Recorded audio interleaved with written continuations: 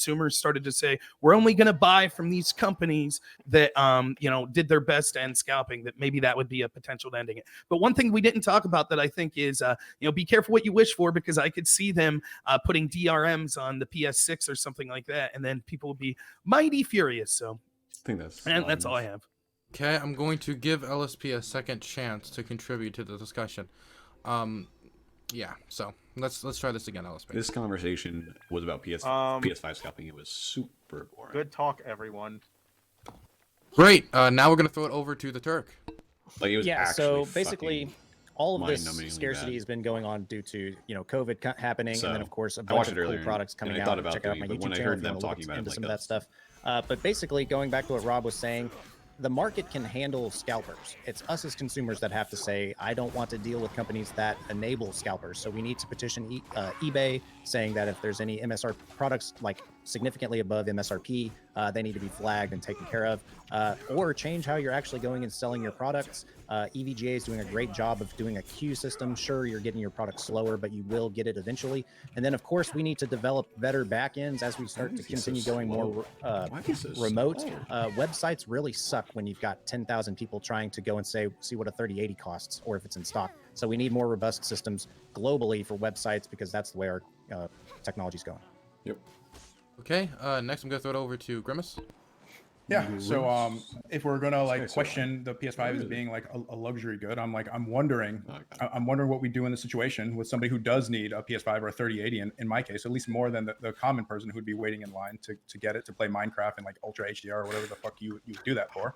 Now that those 3080s would be sold out, and somebody like me can now no longer access it because nobody's been able to go out there and provide the service to me to put this item for sale and to help me in my life and my career to get this item in the first place. So that's why scalpers are good in this case for people, working Americans who have careers and need to be able to buy things at the drop of a hat.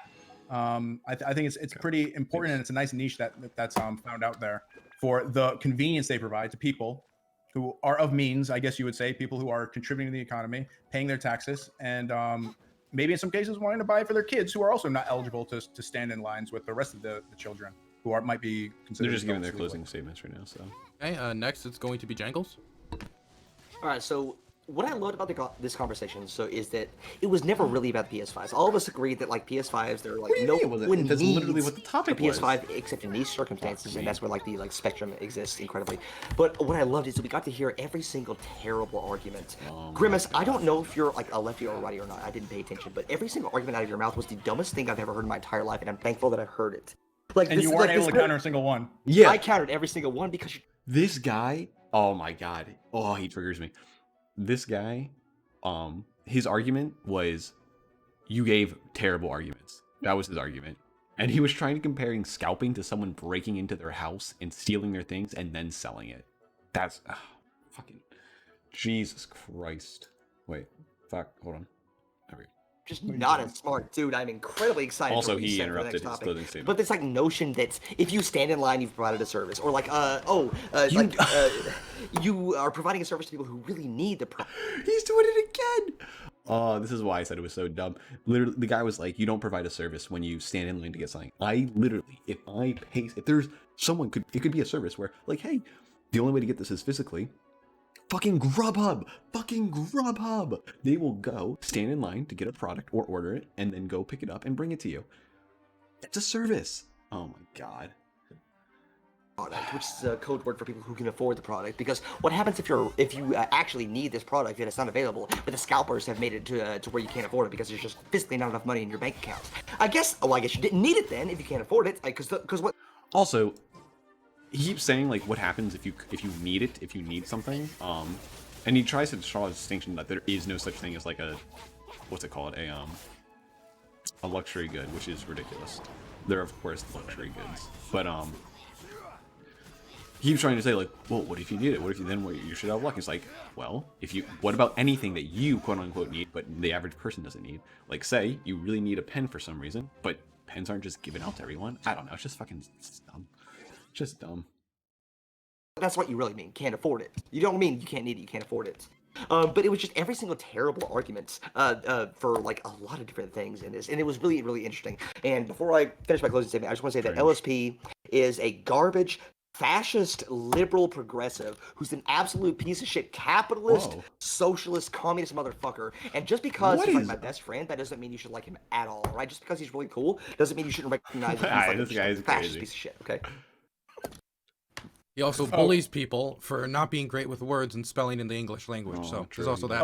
Dylan, can I get like 5 seconds real quick? Not to talk to Jenkins. Just something I left out. Why of is my everyone No, bullying me? no, that's not how this works, Grimace. Okay, Grimace. Fine. Thank you. Fine, So, fine. I was called a criminal by Okay, next we're gonna throw it over to Prime. Okay. I was called a criminal. A lot of harsh words were said, mostly by me, almost exclusively by me, to my good friend Grimace. But I want to make it clear to the audience that I love Grimace. Honestly, I think he's a really good guy. And as you all know, those of you who are old enough, I guess, you can't control who you love. And I'm in love with an unrepentant criminal. He belongs in jail. He doesn't belong anywhere near human society. Like he has shown that he's a menace to society. He's shown he should be locked away. And if you do not agree with me, you're probably of a dangerous criminal mind yourself. Yeah, I have been notified. Thank you. Okay, I'm gonna throw it now over to CTV. Am I blind? All right, so we started off this conversation tonight with me arguing for 100% government control. Fooled everybody in the room. If this was your first time seeing me, geez, I can't imagine what that was like for you, right? But then we switched up and then we went for keep it free, right? And as soon as the room started feeling like, man, there's no way to argue back against that, what did Counterpoints do? Hey, let's make it about something else so that we can try to put some type of wheedling area in there. And then that's when Counterpoints is kind of turning left. He's kind of turning left, y'all. So y'all were working on him, right? But since I was able to argue both sides of the thing all the way around, I feel like that I had a lot of fun. I hope y'all had a lot of fun. And Jangles and LSP, that is definitely a bromance, right? And Prime and Grimace, there's a Merovingian thing going on there, man. I don't know, like, are you going to be giving him cake? Is he feeding you? I don't know, but it begs the question, right? So anyway, no government involvement with this is kind of where we're at, because if you do anything else, you're really just controlling the market, and it's just all going to go to shit after that, so. Okay. Next, I'm going to throw it over to Counterpoints. The reason why I changed the conversation is just because I think we largely agreed on a majority of it, which was that specifically for luxury goods, the market needs to handle it. It will handle it imperfectly. These people are immoral. And the really only objections I have specifically for PS5s is I don't like the valorizing of scalpers. I don't like the capitalist cultural penchant to take things that are not virtues and pretend that they're virtues. It's not my cup of tea. I think it's really fucked up our society that, like, basically conservative Christians like my parents who care about poor people allegedly and all that kind of stuff can basically look at people who don't have healthcare and say, fuck them, they should have worked harder. So that's where I think we just need to stop pretending that things that aren't virtues are. And we can we can still, needle or thread the needle for like the utilitarian best society that we're looking for. But let's stop pretending that fucking shitty, unprincipled asshole moves are not shitty, unprincipled asshole moves. And then the only reason why I shifted the subject is because it's kind of hard to argue that we need state-issued PS5s. I might believe it, in my gut that we need state-issued PS5s, but it's a hard position to hold, which is why I didn't advocate for it. So ready for the next one, in which I'll probably be pissing off all the lefties. So we'll be ready. Get to the next topic. Okay, interesting. We're going to now go into the second topic, which is about Trump's military withdrawals from the Middle East. It's simple. Is Trump's withdrawals, troop withdrawals, a good thing? Simple topic. We're going to start this time in the top right-hand corner with the Turk, and we're going to be going leftward. So first the Turk, then Rob, then Prime's intellectual match, also known as LSP. So Turk, you can begin. Yeah, so I don't think it's a good idea. We definitely need to have a presence in order to maintain where we're at right now. Withdrawing troops probably will have the same Iraq power vacuum that happens. But what I find interesting is a lot of people that are very anti-war are kind of now against Trump doing this at the end of his term. And I'm like, I thought this is what you guys wanted. I thought y'all wanted to let Iran do what they wanted to do. So I'm not a foreign policy expert, but I do think that, we should stay there. But he's the commander in chief, and I don't know enough about foreign affairs, so. Probably won't have much Rob? to say, but it'll be interesting to see what others say. Yeah, thanks. This is a topic I'm a little more passionate about, to say the least. I would assume when we're talking about the Middle East, we could talk about countries that aren't necessarily in the Middle East, like Afghanistan. I think Central Asia, technically. But Talk about I don't Somalia think too, if you want to. Yes, Somalia's yeah. one. I don't think anyone will quibble about that. So if you don't mind, yeah, I think all these troop withdrawals are good. I think that our country is dominated by establishment people on the left and the right that are neocons and neolibs that are part of this military-industrial complex that want these regime change foreign wars to be ongoing. We spend incredible amounts of money, of human cost of lives from primarily poor people in this country being in these countries, and it results in people dying that are innocent in these countries as well over and over. We need to pull out of these disastrous places. We go into places like Afghanistan, we stay there for 20 years. Things aren't much better than when we went initially. All we do is we went in, for example, at the beginning of Afghanistan, we slash and burn their crops. So the poor farmers of Afghanistan were forced to grow opium by the Taliban and other warlords. Then the United States comes in, burns those fields that they were forced to grow. Then they have two enemies, the United States that took away their livelihood and the Taliban that forced them to grow it in the first place. This is the story that we see all over the Middle East and around the world. Our CIA and FBI are enemies of this country. They lie us into these wars, and it's a good thing that we pulled out. We see historic peace deals, places like the UAE, Bahrain, Morocco, other places that are happy that we're withdrawing these troops, and that's why they're starting to recognize Israel. So yes, this is all good, and I will say, like the Turk said, it would be funny to see, I don't know about this panel, but it's funny to me to see how many people on the left used to clamor to bring troops home that now all of a sudden want troops to stay in the Middle East forever because this is the so a lot of people are going to say this. It's not just simply bring the troops home. I mean, at least again, I'm not a big foreign affairs guy, so I don't know too much about it, but it's not like we can just up and leave. Like, we've had so much standing in those places where it's like, if we just fucking bail out, we're pretty much leaving. I forget what happened last time where we left, like, people always say the words like power vacuum, like we're leaving them fucked in this state and then we're just like cucking out. Like, I don't know. Orange Man. That's not to say that I am not against people being pulled out. Like, I think that we can loosen our grip on a lot of places around the world. Bad. So it'll be interesting to see. Okay, next I'm going to throw it over to LSP. Firstly, I had a lot of fun on the last topic, and I want to thank everyone for that, because it was a really stupid topic, and I didn't think I'd have fun at all. Rob, you're absolutely 100% right. The left does want, well, I can't, the establishment left, but I'll speak on their behalf. I do want regime change in the Middle East. I don't like a theocratic fascist hanging gay people in Iran. I don't like the Taliban stoning little girls for trying to go to school. I don't like Bashar al-Assad gassing his own people. I am an anti-fascist through and through. I'm not some like McNugget like version of anti-fascism where it's just we tweet angry things on the internet. Like, I actually do believe a U.S. presence in the Middle East is good at like quelling a lot of these things, monitoring a lot of these things, or even acting on behalf of a lot of these countries, especially in the case of Iraq with the ISIS insurgency. The tide of the war didn't start changing until the U.S. got involved, and it was U.S. inaction, which arguably led to the Yazidi genocide, and it was U.S. action which arguably ended it. When you say things aren't much better in Afghanistan than they were before we invaded, no, that's not true at all. Afghanistan's been in a perpetual state of warfare since Afghanistan was ever a thing. But for the first time in its history, in like 2011, there was a democratic transition of power. That's phenomenally better, especially for a state that was just run by a terrorist organization, no more so than like, 11, 12 years prior to that? That's a phenomenal transition. Now, that doesn't mean everything's perfect. That doesn't mean everything's fixed. Rome wasn't built at the end of the day, and the Middle East won't be a democracy by tomorrow. There's a lot of work that goes into decoupling this Islamic brand of fascism from the world. But I think if you're a good person, you're a decent person, you shouldn't be okay with any of these things. You shouldn't be okay with Assad gassing his own people. You shouldn't be okay with abandoning our Kurdish allies who helped us fight ISIS in Syria. There's a lot of things you should have an issue with that Trump's been pretty nakedly bad on addressing. In fact, you speak so highly of like this idea of historic pieces. But one of the best historic pieces we got for Iran, a country we've been at war with since 1979, was a nuclear peace deal. It was a deal to get inspectors into the country to make sure they're not developing nuclear weapons in exchange for sanctions relief. Like, it's a phenomenal improvement over what we previously had, and Donald Trump just shit all over that. Like, I care about not breeding nuclear proliferation in a country that's borderline a terrorist state, or arguably is a terrorist state, a state that also finances terror across the world, that includes attacking us. Okay. Dylan, it's a whole hard topic. Well, yeah, but we have an hour and a half. I'm done. Okay. We're gonna throw this next over to Jangles.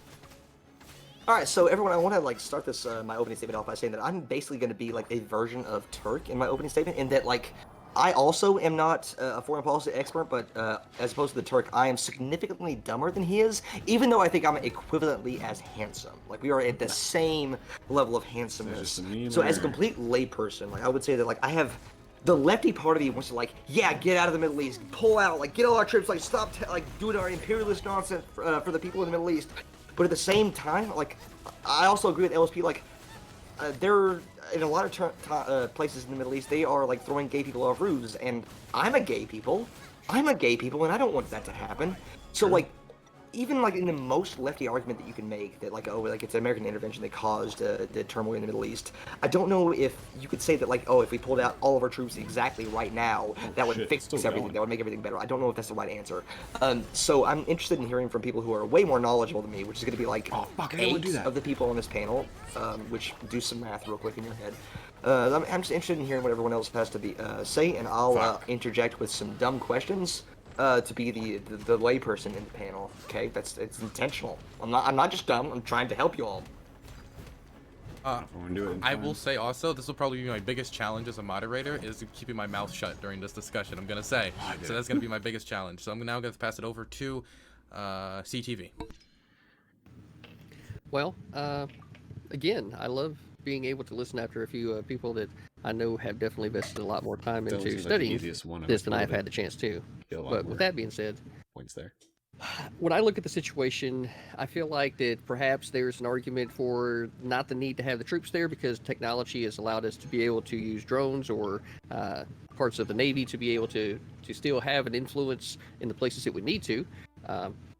So at least from a logistical standpoint, perhaps maybe it's we're starting to realize that there are some things that we can do to actually kind of reduce costs, right, and not be so intimidating around the planet, right, which is ultimately what we would like to do, is to kind of be the big stick in the room but not have to use it, right?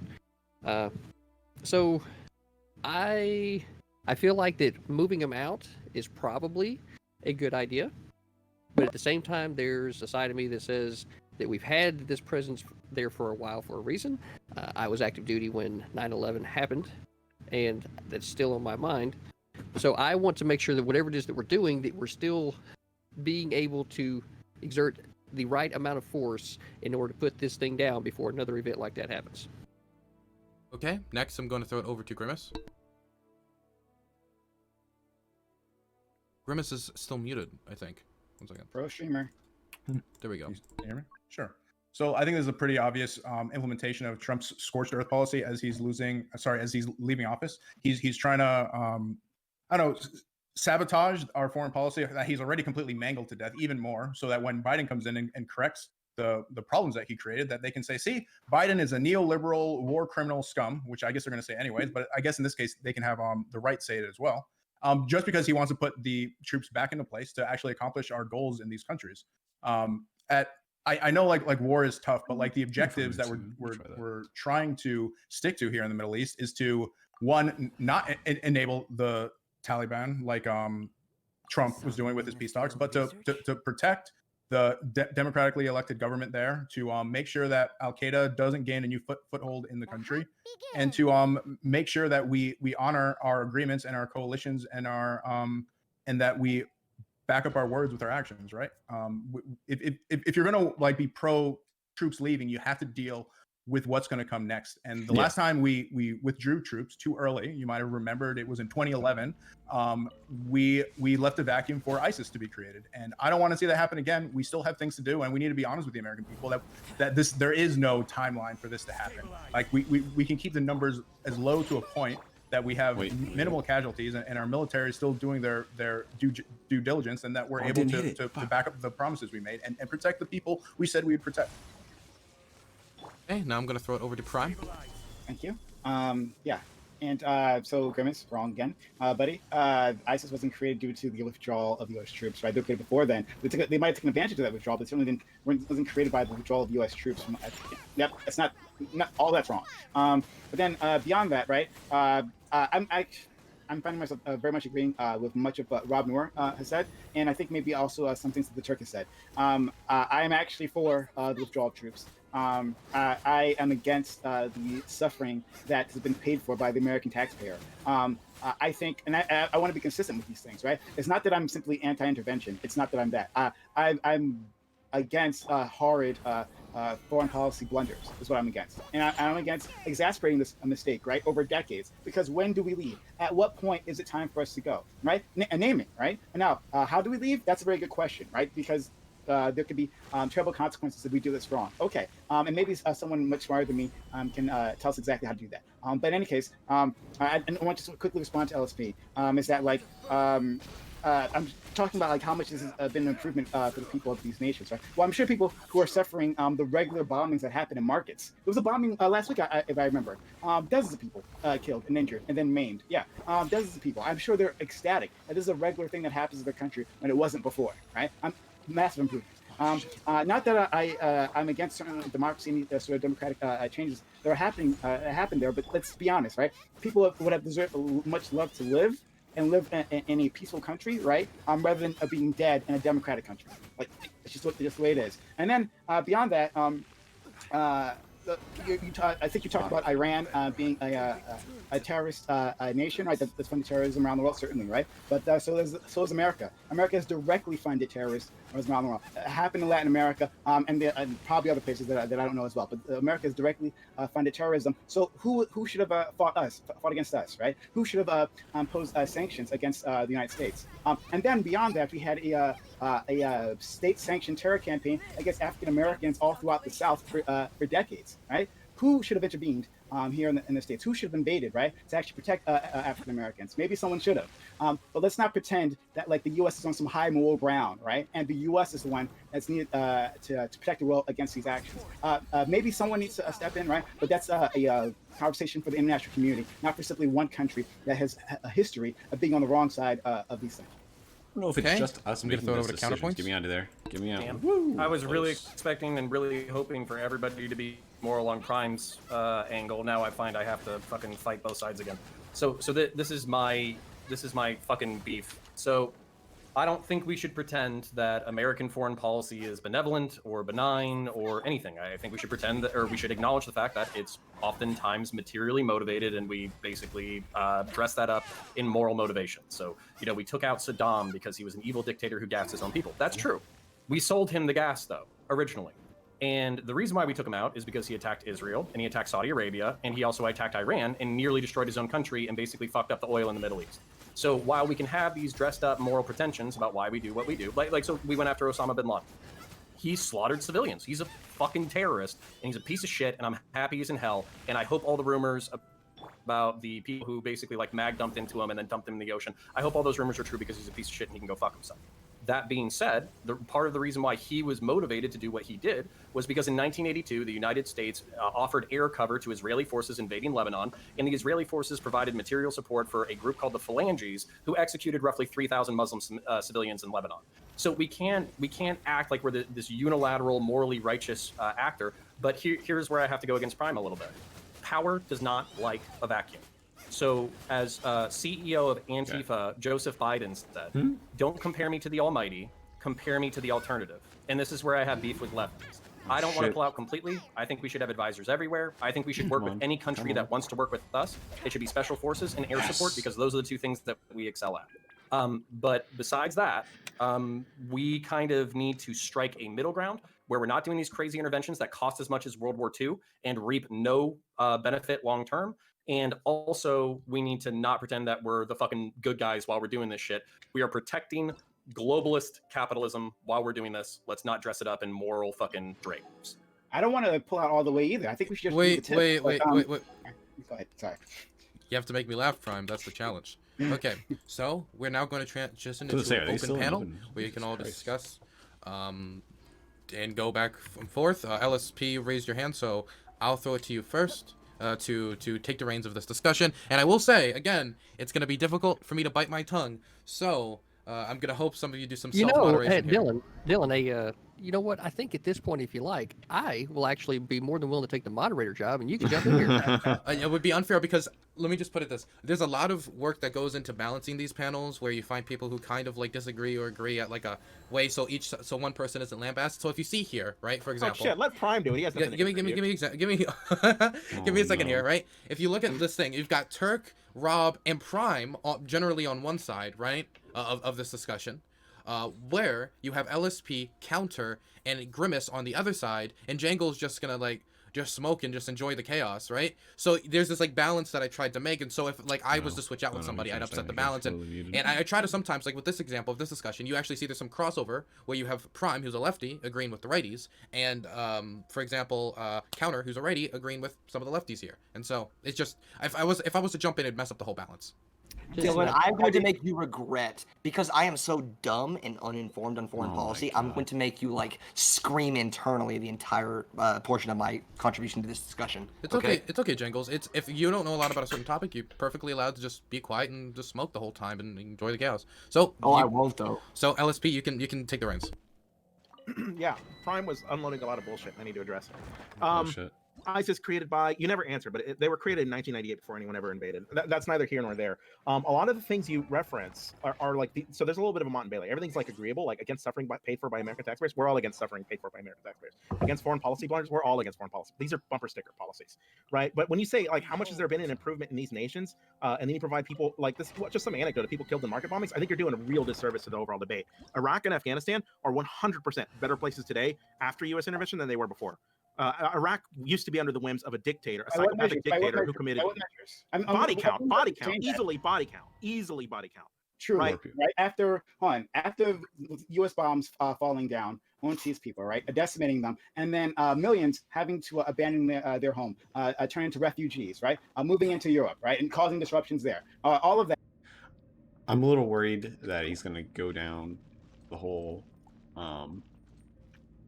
what is it that like fucking like not well I guess just racist say it's like, oh, black people are way better off because we enslaved them, kind of argument. I'm a little worried about that. We'll see. Hold on. Oh my god. Keep pausing. Oh wait, not yet again. After all of that, the hundreds of thousands of people dead, they are safer than previously, without the hundreds of thousands of people dead. The hundreds of thousands that you're talking about are like killings due to tribal rivalries, right? Not no, the U.S. military. Due to the war. Look, this is nobody goes into these. The U.S. military? Firstly, it's like 250, not from the U.S. military, but from the Civil War. It's like 250,000 total, like from the entire course of the Iraq War. Civil War is 620,000. We're talking about a period of time that spans 20 years. Look at Saddam Hussein. He killed something like 80,000 Kurdish people in like 2-year period. Like 200,000. we're not even like close to this, and not to mention the constant invasions of the neighbors. Like, how much was that number before? Someone else said 250.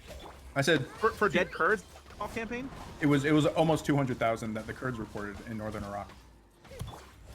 From Saddam's gas. Saddam Hussein committed genocide. He invaded neighbors. He destabilized the entire region with repetitious intensity. He would invade Kuwait. He threatened to invade Saudi Arabia. He did invade Iran. He used chemical weapons. He committed genocide. This should be the easiest gimme. Where did they get those chemical weapons?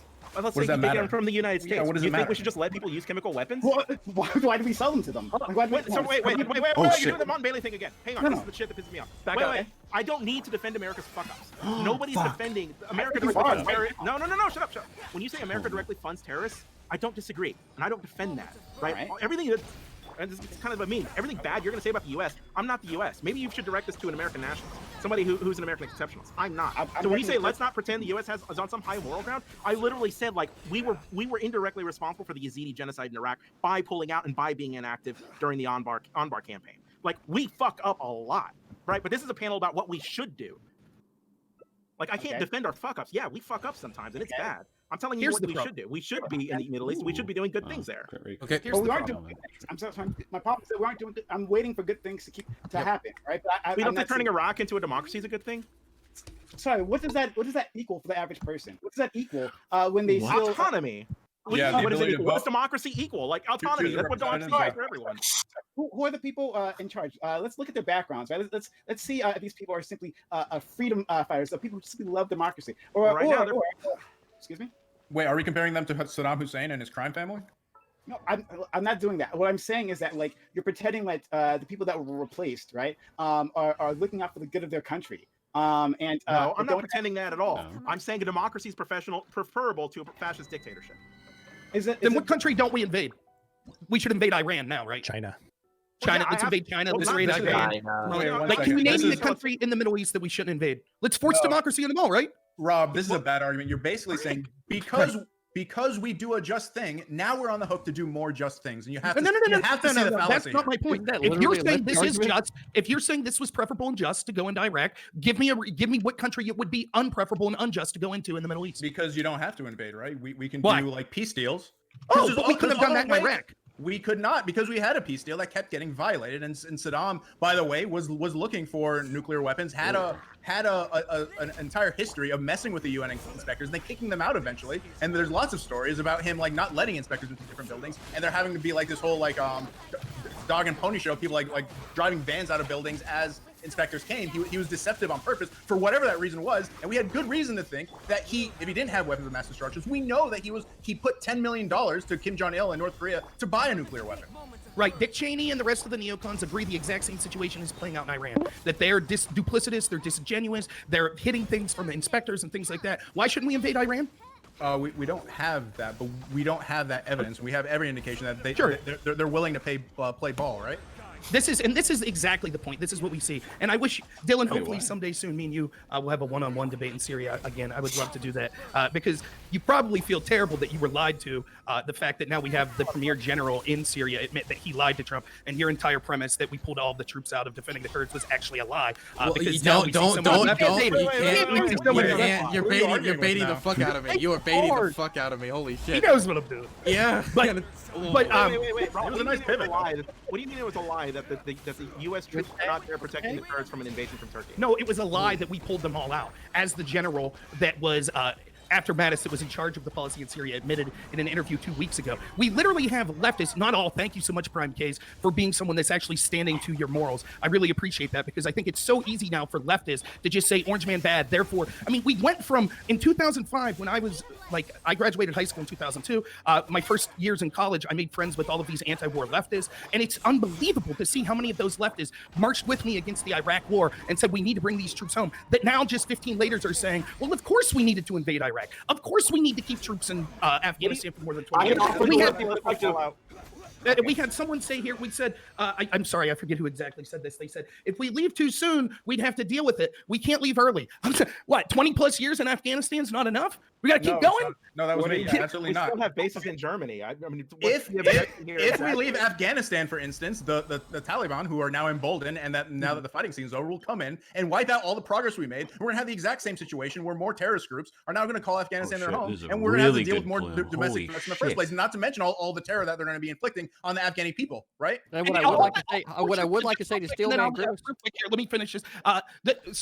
All the poor people in the United States that have died, I'm not one to focus on race, but a disproportional people of color, I think, serve in the military, which I think you would agree with, Prime. All of these poor people that end up we sending over to these countries and die. All of the situations that you're talking about, almost every one of them have this in common. We back Saddam Hussein, and then we say Saddam Hussein's a problem. We need to send troops. We backed the Taliban when they were when we had them monkeying with Russia and the Soviet Union back in the late 70s. The Taliban didn't exist. Now we need to in Libya, we backed the horrible people in Libya that overthrew Gaddafi, and now it's a hellhole there. It's over and over. We back these horrible people and then say, oh, now it's a problem. Now we have to stay there forever. And if we pull out, we'll leave a power vacuum. Meanwhile, Dick Cheney and these war criminals that the left used to hate are sitting there laughing their asses off because they have totally co-opted the anti-war movement. Now, just because Barack Obama was for it and Donald Trump suggested pulling troops back, all of a sudden, these are democratically elected. Counter was on the list. He's been waiting a little bit, so I'm going to throw it over to Counter.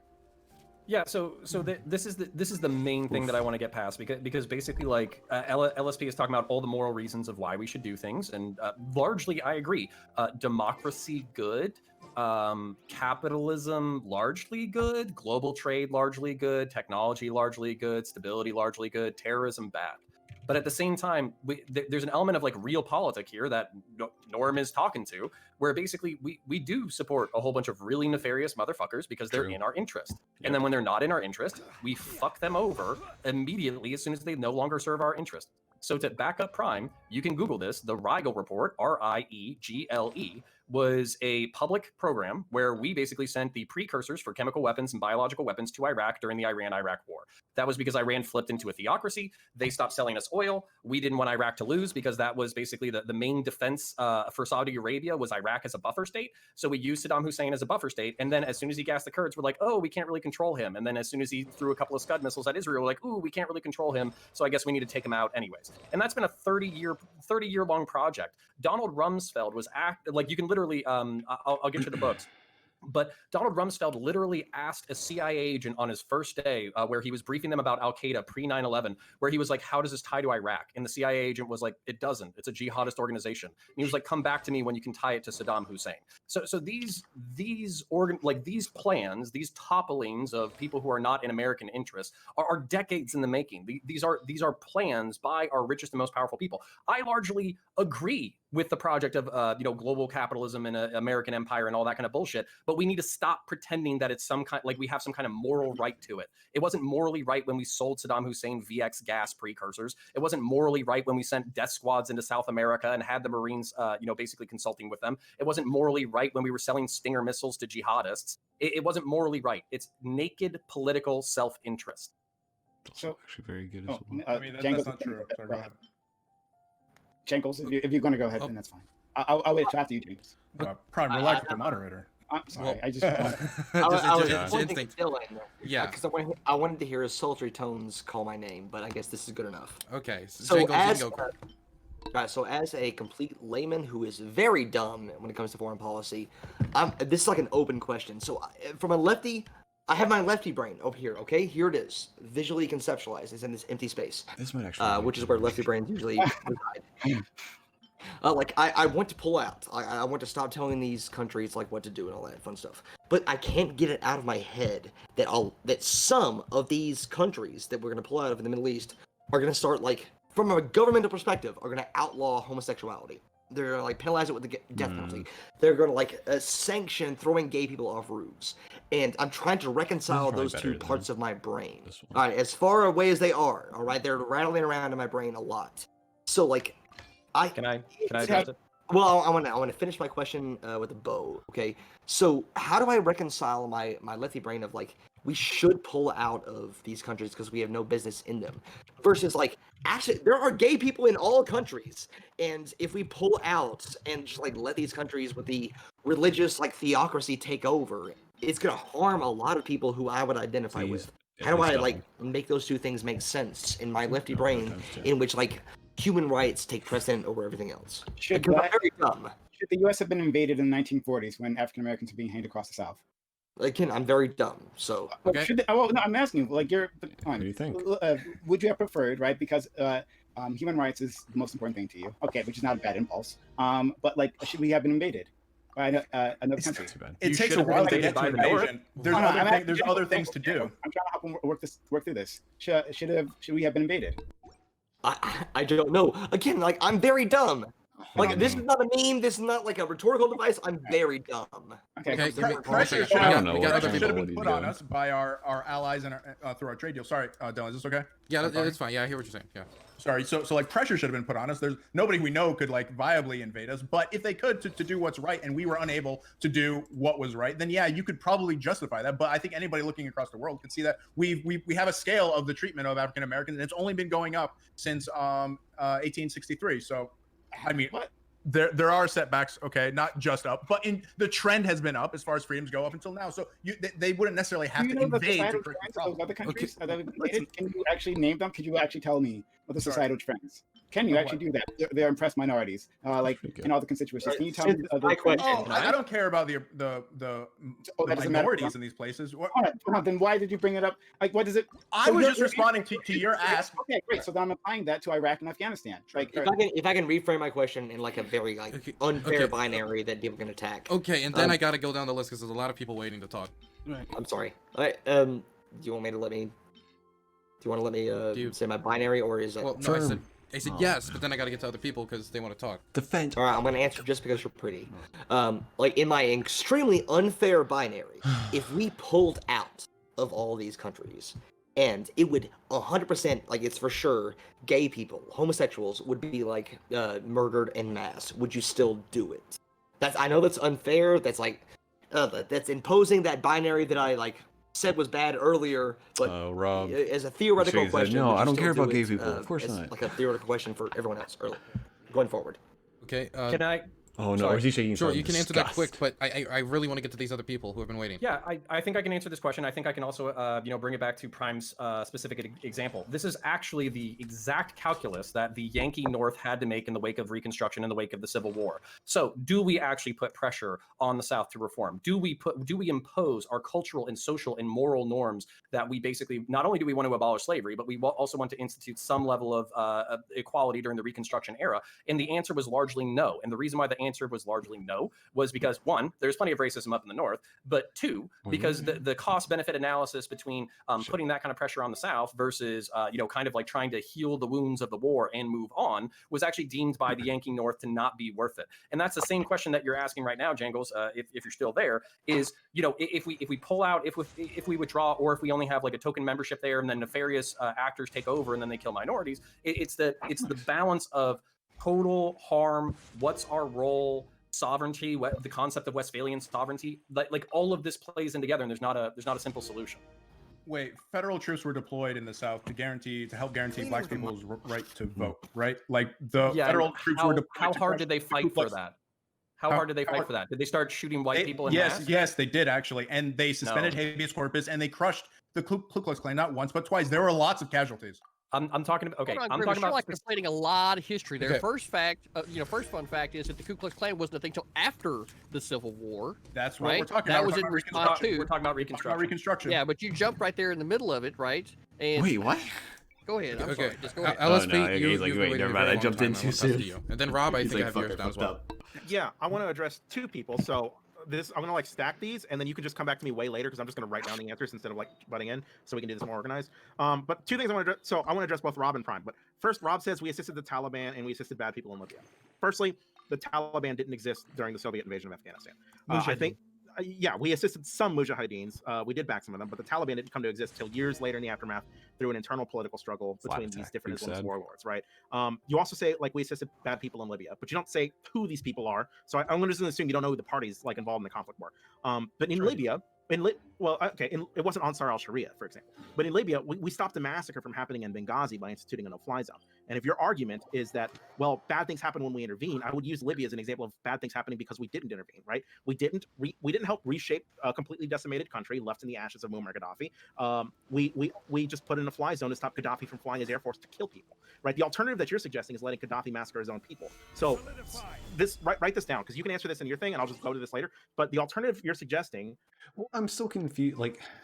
This is why this issue is so hard. It is the whole actively and passively allowing things to happen, or passively and actively doing something. So if I go in and I murder a whole bunch of people because of what I do, well, that's one thing. But if I am across the street and someone murders people and I don't stop it, am I just as culpable? No. I mean, obviously, depends on how easy and how much you can do. If it's right next to me and I could literally just press a button and stop the person from getting killed, then yeah, I think you're pretty culpable if you don't press that button to stop it, because there's no repercussions on you. You stop the bad thing from happening, easy. But there is a difference between allowing something to happen and actively doing the thing that causes it. I don't know if that really matters too much here, but I mean, because then you come down, it's when he's saying because we didn't intervene, this bad shit happened. It's there's a lot of places that we could intervene to try and stop things. It's just the problem is that when we intervene, we're not just intervening to stop things, we're intervening for our own interest, which isn't necessarily a bad thing, but then more bad things can come from it. So it's hard to draw that line. It's when do I intervene? When do I not intervene? And what, should I intervene? What if all the people don't want American soldiers there to even intervene to stop it? Should we take that into consideration? Or should we just be well, no, it doesn't matter. You guys are being abused and oppressed, so we have to do it. We have to come in. But then, do we do it for everywhere? Because, I mean, there's a lot of people being oppressed in China, but we don't fucking do anything about that right now. I want to know your opinion. Do you think it would have been better to just let Gaddafi massacre his own people? Or should we have taken no action? And this doesn't just... I think they're going to say, he'll probably say, we can take other actions other than invading. It's not just Gaddafi, right? Should we have taken... And and it is good for us to use more international leverage, working with other countries that agree with us and agree with our stance, instead of us just making that choice on our own. But I feel for, again, I don't know a lot about international foreign relations and all that, I wouldn't be surprised if that does happen. I'm pretty sure for like a lot of these things, we do talk to our allies, we do talk to the international stage, and we're like, hey, what do you guys think we should do about this? But maybe we don't. Maybe we just fucking say, hey, this is what we're gonna do, and we're gonna do it anyways. No action for the Yazidi genocide or the Anfal genocide. Like, when do you support intervention? And just for Prime, so I'm writing this down. Should the U.S. be invaded? Is the hypothetical he's putting forth? Yes. If the U.S. is committing horrendous crimes against humanity and there was utility to changing the regime responsible for that, yes, absolutely, the U.S. should be changed. Ultimately, we have to measure baseline utility here. And obviously, so with like all conflict, you will never know how many bodies are going to be generated by intervening. And you have to be a little bit practical about it, which is why I don't support invading China or North Korea, even though there's 500,000 Tibetans currently locked in labor camps in China, and there's artillery batteries pointed at Seoul by North Korea. Action scales with utility, Prime, and you know this. So the question is, like, can we change the regime without inflicting more harm than we would have had we just done nothing? And if the answer is yes, then absolutely invade. If you invading the what's that? I'm sorry. Okay, wait. I'll just write down. Everyone else can go. I'll just write down whatever your answers are. I'm sorry, my liberal id poll like senses are tingling. Like, if the U.S. just suddenly decided to like gay people, and again, this is like, I'm a gay people, and if they decided that gay people were immoral and they should be thrown off roofs, like, would it be moral for other countries to intervene in the United States to like keep me from being thrown off a roof? And if that is or is not the case, like, I got it. We've got the question. Right. Here's why it's a red herring, because all of this and everything that people are saying, first off, like, there are he does it every time. He just doesn't answer. He says, not a good question or anything. I just want him to answer. Like, sure, you could just answer and then fucking give the answer. Or countries that throw gay people off roofs, like Iran. What did we do in previous administrations? Did we invade them? Or why is it that all of a sudden it's just, now we see people that are, for years said, oh no, we have to be buddies with country like Iran. We have to do good things. We have to give them the Iran deal, send them pallets of cash. Now people that advocated for didn't happen. We did not give pallets of cash to Iran for the Iran deal. We unfroze assets. That's not what we did. Not just give them our money. Or the political party that wanted those are saying, "Oh, they're so terrible. We need to intervene. We need to send troops. We can't pull out." The point. Okay, so we can see that Iran's going in the right direction, right? We can see them westernizing. We can see the democracy that they're participating in. We can see women I guess getting I'll rights. just start filibustering and talking over everyone. I sit here and listen for. Go ahead. Go ahead, Rob. Go ahead. I just want to make a point there. Well, okay, so the point is this. It's clear, as Counterpoints was saying, that these things aren't done for moral reasons, for the greater good of humanity. If they were, then they wouldn't be selectively applied to allowing our so-called allies to... Well, no, but LSP did kind of say there is like a cross between doing like the utility of it and also the like repercussions, because like there might be something that we need to do to like there may be like an injustice we see, but the us stepping in would like cause more, I don't know, more problems for other people kind of thing. But yeah, so we have to weigh that. Like, someone's being murdered. If I go and murder that, if I go and save that person being murdered, but it leads to 500 other people dying, well, maybe I don't. Maybe I shouldn't save that person getting murdered. Throw gay people off roofs like Saudi Arabia. Of course, that's knowing, like that's knowing that that's going to happen. If I don't know, well then, yeah. But you can like make distinctions. You can like look at things and be like, okay, like I'm holding on to all these people over here, and if I have to let go to save these people, then all these people are going to die. So you have to draw that line. Yeah, or like Iran and not invade them, but to invade people that we think we have a geopolitical or economic interest in invading, and then say, oh, we did it for the people. It was so moral. The problem with all of these arguments is this. You're relying on neocon and neolibs that don't give a shit about people around the world at all. The CIA doesn't. The neocons like Dick Cheney didn't. The neolibs, the Bill Cristols, they don't care. They don't care at all. And they will lie to you every single time. There is not one country in the world that you can't look at and say, oh, look, there's problems there. Therefore, we need to invade. The LSP asks about Gaddafi bombing his own people. Did he? Oh, it's convenient. We say he was going to. We had to invade. He was going to. It's convenient. We said in Iraq, well, they had weapons of mass destruction. We had to invade. And they lie every single time. Just like they lied in Syria, where Assad probably didn't gas his people, as whistleblowers in the OPCW said. And now we actually have people cheering for the fact that generals lied to the elected president of the United States to force troops to remain in Syria. So now people that vote, which it used to be the left, that wanted us to pull out of these wars, their vote doesn't even matter anymore because unelected generals are now making the decision. We know that we need to stay in these forever wars more than the American people, more than the president. So we'll just lie to the president and stay in these wars. It is ridiculous. It is the same argument that's being used for 60, 70 years by the CIA. They always do this, and it's just laughable now that all it took was Donald Trump to... By the way, Trump's done some terrible warmongering things. The support for the bombing in Yemen was terrible. His bombing of Syria was terrible. So I'm not saying everything he did was great, but the fact that the only time that the Republicans and the Democrat establishment agree that Trump did a good job was when he was bombing Syria, and they all come out of the woodwork to say, oh my God, we can't pull these troops out. That would be a disaster. We have to stay there forever. 20 years we've been in Afghanistan. And let me last say this, just to finish this up. We hear about, when we pulled out of places like Iraq, we left a vacuum. But then that contradicts the argument that others are making. Well, Iraq's better now because we were there.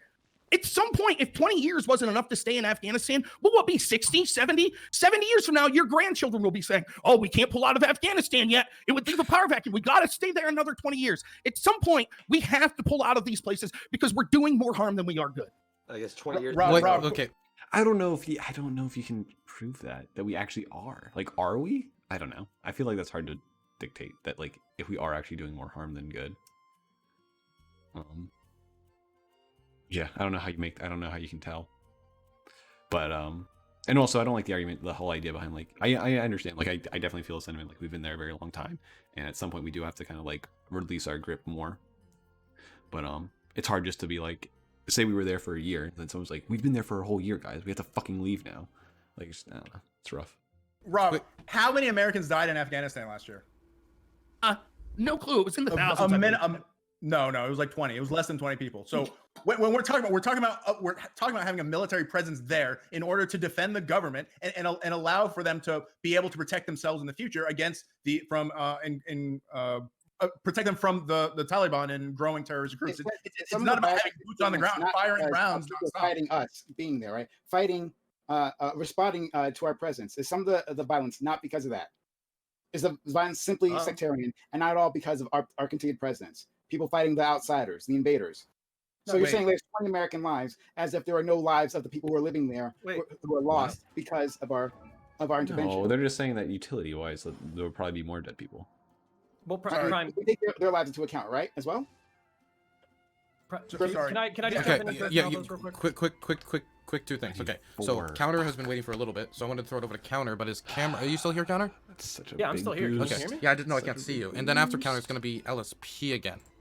Okay, Counter. Counter, are you alive? Okay, Counter's not responding, so... Let's do this. Hello? LSP. Okay, never mind. I'm sorry, is it me or is it Counter? You're going LSP. Counter's gone. I don't know what happened. Okay, first thing, Rob, we knew Gaddafi was going to bomb his own people because he said he was going to do it. No, he did, quite brazenly. He was, in response to riots in Benghazi in 2011, he said he was going to bomb his own people. No, he said that they were foreign invaders, that it wasn't really his people, it was actually Islamic terrorists from outside the country. Okay, fine. He said he was involved going in to there. And just real quick, just like any country, do you think if foreign invaders came into the United States during Obama's tenure, he wouldn't have said, we're going to take care of this? They weren't That's foreign what invaders. They were residents of Benghazi. And how we know they were, and how do you think we just flew in with an airport and just dropped off a bunch of rebels in Benghazi? No, I don't know what idiot conspiracy this is. No, these were his own people who were rising up against him. Now, how we know he means what he says is because Gaddafi had a long history of murdering and torturing his own people. Muammar Gaddafi was not a good guy. He was I'm sorry, not a terrorist. He was a dictator. He was a brutal dictator. As for the OPCW report, I know you're lying. I've read this report. They never said rebels gassed themselves. They didn't say Assad didn't use chemical weapons. They don't say anything like that. They never make these conclusions. What they say is they couldn't establish that chemical weapons were used in Idlib. Right? There were more than one chemical attacks. There was chemical attacks in Ghouta, in Damascus. There were chemical attacks somewhere in Aleppo. They don't make conclusions about who's using what. They just establish the chemical weapons used. Give me the right. And there was also whistleblowers from the OPCW and an ex-director that both said that there was not evidence that they could prove that this was done by Assad. I think that it should be the basic threshold before we drop bombs and invade a country that we're sure that we know who was responsible. Instead of saying, well, it could have been Assad. No, here's how we know it was Assad. Because he went to dismantle his own chemical weapons stockpile after we did it. That doesn't prove that it was him. Who else has chemical weapons, Rob? Let me jump. Holy shit. Let me fucking jump in. Okay. This is seriously this is missing the forest for the trees. Can you guys hear me okay? Counter? Yeah, I can hear you fine now. Okay, this is the same argument that we get into every single fucking time, and I'm literally trying to move like all of y'all past it. Fucking James Norris saying that like the moral damage that we do by these wars is not made up for by the moral justifications that we use. LSP basically says that the moral justifications that we use do outweigh the, basically the horrors that we inflict. And I just need you to both move past this fucking concept because these fucking guys are as bad as we say they are. Muammar fucking Gaddafi basically sponsored the Lockerbie bombing, like a terrorist bombing of a civilian airliner. He does kill the fuck out of his own people. I don't know why we would ever pretend that a fucking dictator in the Middle East and North Africa would ever not murder their own people to maintain power. They're as bad as we say they are. The question is, does them being as bad as we say they are warrant our intervention? That's the question. And to thread the needle here, so Prime's kind of, Prime asked, what was the level of our intervention that's appropriate? If somebody reflected this mirror back at us, what would be the correct level? And Jangles is worried about, gay folks basically getting slaughtered by, theocrats once these countries get taken over. And here's another fucking point that Grimace brought up, that casualties are very minimal in the global war on terror. A country can be held together by 5,000 U.S. infantrymen, like intelligence infrastructure, and like training and aiding the local people. So you don't have to have this like whole-on anti-jihadist civil war where we just kill the fuck out of everybody. You can literally have a few thousand people who are good at warfare who train the local people to defend them fucking selves. And here's the other thing. So Nor keeps asking, when do we leave? When do we leave? When do we leave? We're still in Japan. We're still in Germany. It does not take a lot of blood or treasure to maintain American empire. So this is where like it's this. I don't know, dude. The moral pretext we're using is bullshit. It is naked self-interest, and the solutions are not nuke the entire country and turn it into fucking glass, or pull out completely and let these people slaughter each other. It's garbage. It's a garbage point, because this is why. Because you're saying that, we need to get out of this paradigm. The point is this, that when we lie to get involved in these wars, that's all that matters. That it's not being done. It doesn't make things better for these people. It doesn't make things better in the country. We're now saying, well, we can't leave. We have to be there for indefinitely. Just like Japan. We have to be in Afghanistan for over 20 years because, well, okay, we admit we got into the war for personal reasons. Oh, yeah, okay, we admit now that they're bad people. But we can never... But this is the point. There's a utilitarian calculus that we made at the end of World War II, basically being that us being slightly involved everywhere is better than being completely isolationist and us being sucked back into World War. That is the calculation, knowingly or unknowingly, that we made in the wake of World War II. So the reason why we're still in Japan is because we didn't want China and Japan to beef and for us to get sucked into another world war in that theater. The reason why we're still in Germany is because up until I was born, there was a communist superpower in Eastern Europe that was threatening to swallow the whole continent, and we didn't want to basically have to enter into a new world war in order to protect our allies like France and England. So this whole structure, I mentioned earlier that power abhors a vacuum. It's not one or the other. It's basically a deck of cards in which each card is leaning up against each other. You don't fucking have to glass places in order. You don't have to pull the Donald Trump and, fucking nuke entire cities and carpet bomb the shit out of people. And you also don't need to fucking completely withdraw, create a power vacuum, and then allow theocrat jihadist assholes to run the fucking world. Well, look, here's the problem. Here's the problem. One, when you're talking about places like Japan, that's a different situation in that we've entered in a relationship as allies because the we situation is very... in 1945, sir. Right, and so there was a reason during World War II to be conflicting and be at war with Japan and Germany. Got it, no question there. The reason that we're still there is clearly because Japan, as a country, asked us to be there. They want us to be there. Yes, that's absolutely true. They want us. That's why you think Japan asked us to occupy them? We're not. It's not. We're not occupying Japan. We have military.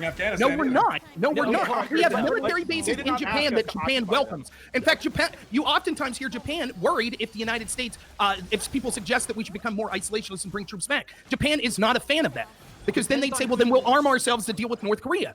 It is. We are not occupying Japan against Japan's will. That's a completely different situation than invading Afghanistan and still being there 20 years later. And this argument.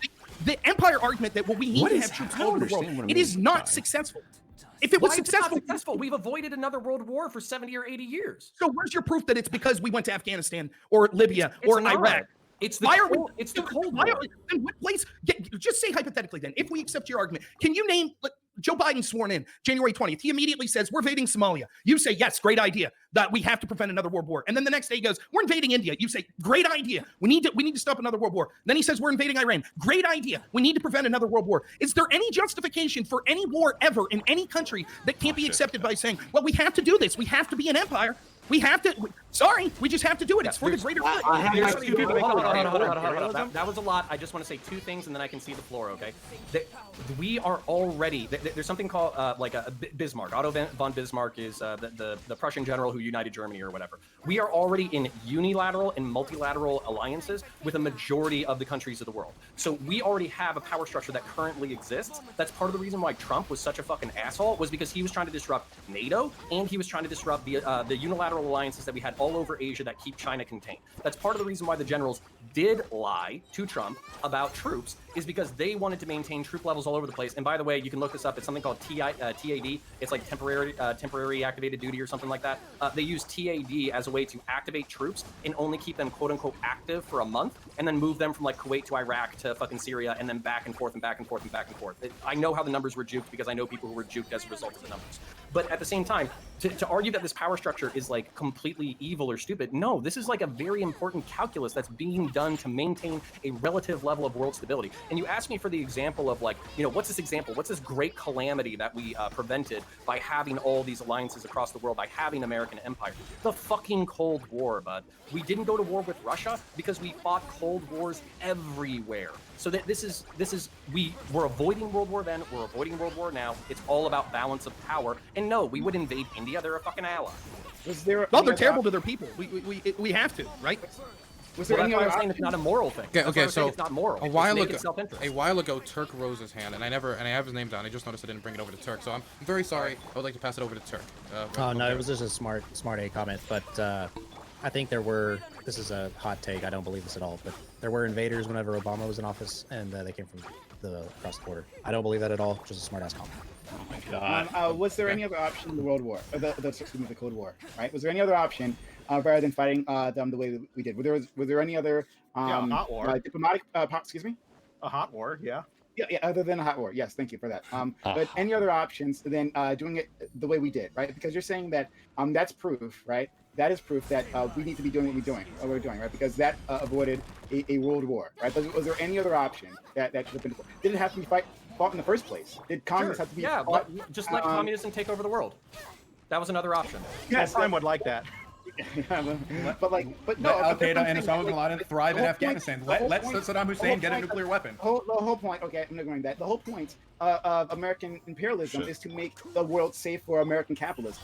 Like that's the whole point. No, that's just it. That's just if you're like a socialist who hates America. Then that's that's just the point. Prime. We literally agree. We just don't agree whether or not that's a good thing. Wait, no, I'm saying no, we saying, don't. Holy shit, not even close. I'm sorry. Wait, Prime. Do you think like we stopped the Yazidi genocide because we wanted to make Yazidi consumers? Like, no, I didn't say that. No, I didn't. I'm not sure I understand your point. No, that's not what I said. No, maybe I said it in our like my point is that the point of the American empire in general, not like of each individual conflict, right? So you can point to an individual conflict that we have been involved or haven't been involved, and you can make conclusions about that. I'm talking about the point of the entire project of American empire, rather than a specific conflict. So no, I wouldn't say Yazidis equal consumers. Sure, let's talk specifically about Iraq and Afghanistan. You think we invaded Afghanistan for what, the resources? No, so I'm addressing. Well, yeah. I mean, I think we. Wait, what resources? Sorry, what? I can address this. Okay, go ahead. Okay, so it's not specifically the fucking. So it's not specifically the resources that are in Afghanistan. It's the fact that we were attacked by basically a Saudi, not quite royal, but a nepotistic high up fucking Saudi who was hiding out in Afghanistan. And the reason why we were attacked by that person is because we are fighting material wars in the Middle East and North Africa. Osama bin Laden stated reasons for why he attacked the United States is because Kufar or Kafir should not be on Saudi soil defending Saudi holy sites from invaders. It should be the Mujahideen. It should be locals. It shouldn't be these fucking secular atheist douchebag Kufar. And on top of that, not only should it not be fucking Kufar, it should be fucking. What does that matter though? What does it matter? It's the whole reason. Like, who cares if a religious zealot has this opinion? You think that this is like a justification? You think we're just going to take 9/11 lying down and not go kill the guy who did it? No. I absolutely agree. But like, just because Osama bin Laden really hated America doesn't really mean much. But again, this is the wars that were materially motivated by the United States. But here's the deal: if it was just about Osama bin Laden, why did Okay, just slow down. Okay, only one person can talk at a time. Okay. That's not true. All of them can talk. I'm listening. I just wanted to let that just sit there for a second because it was very not funny.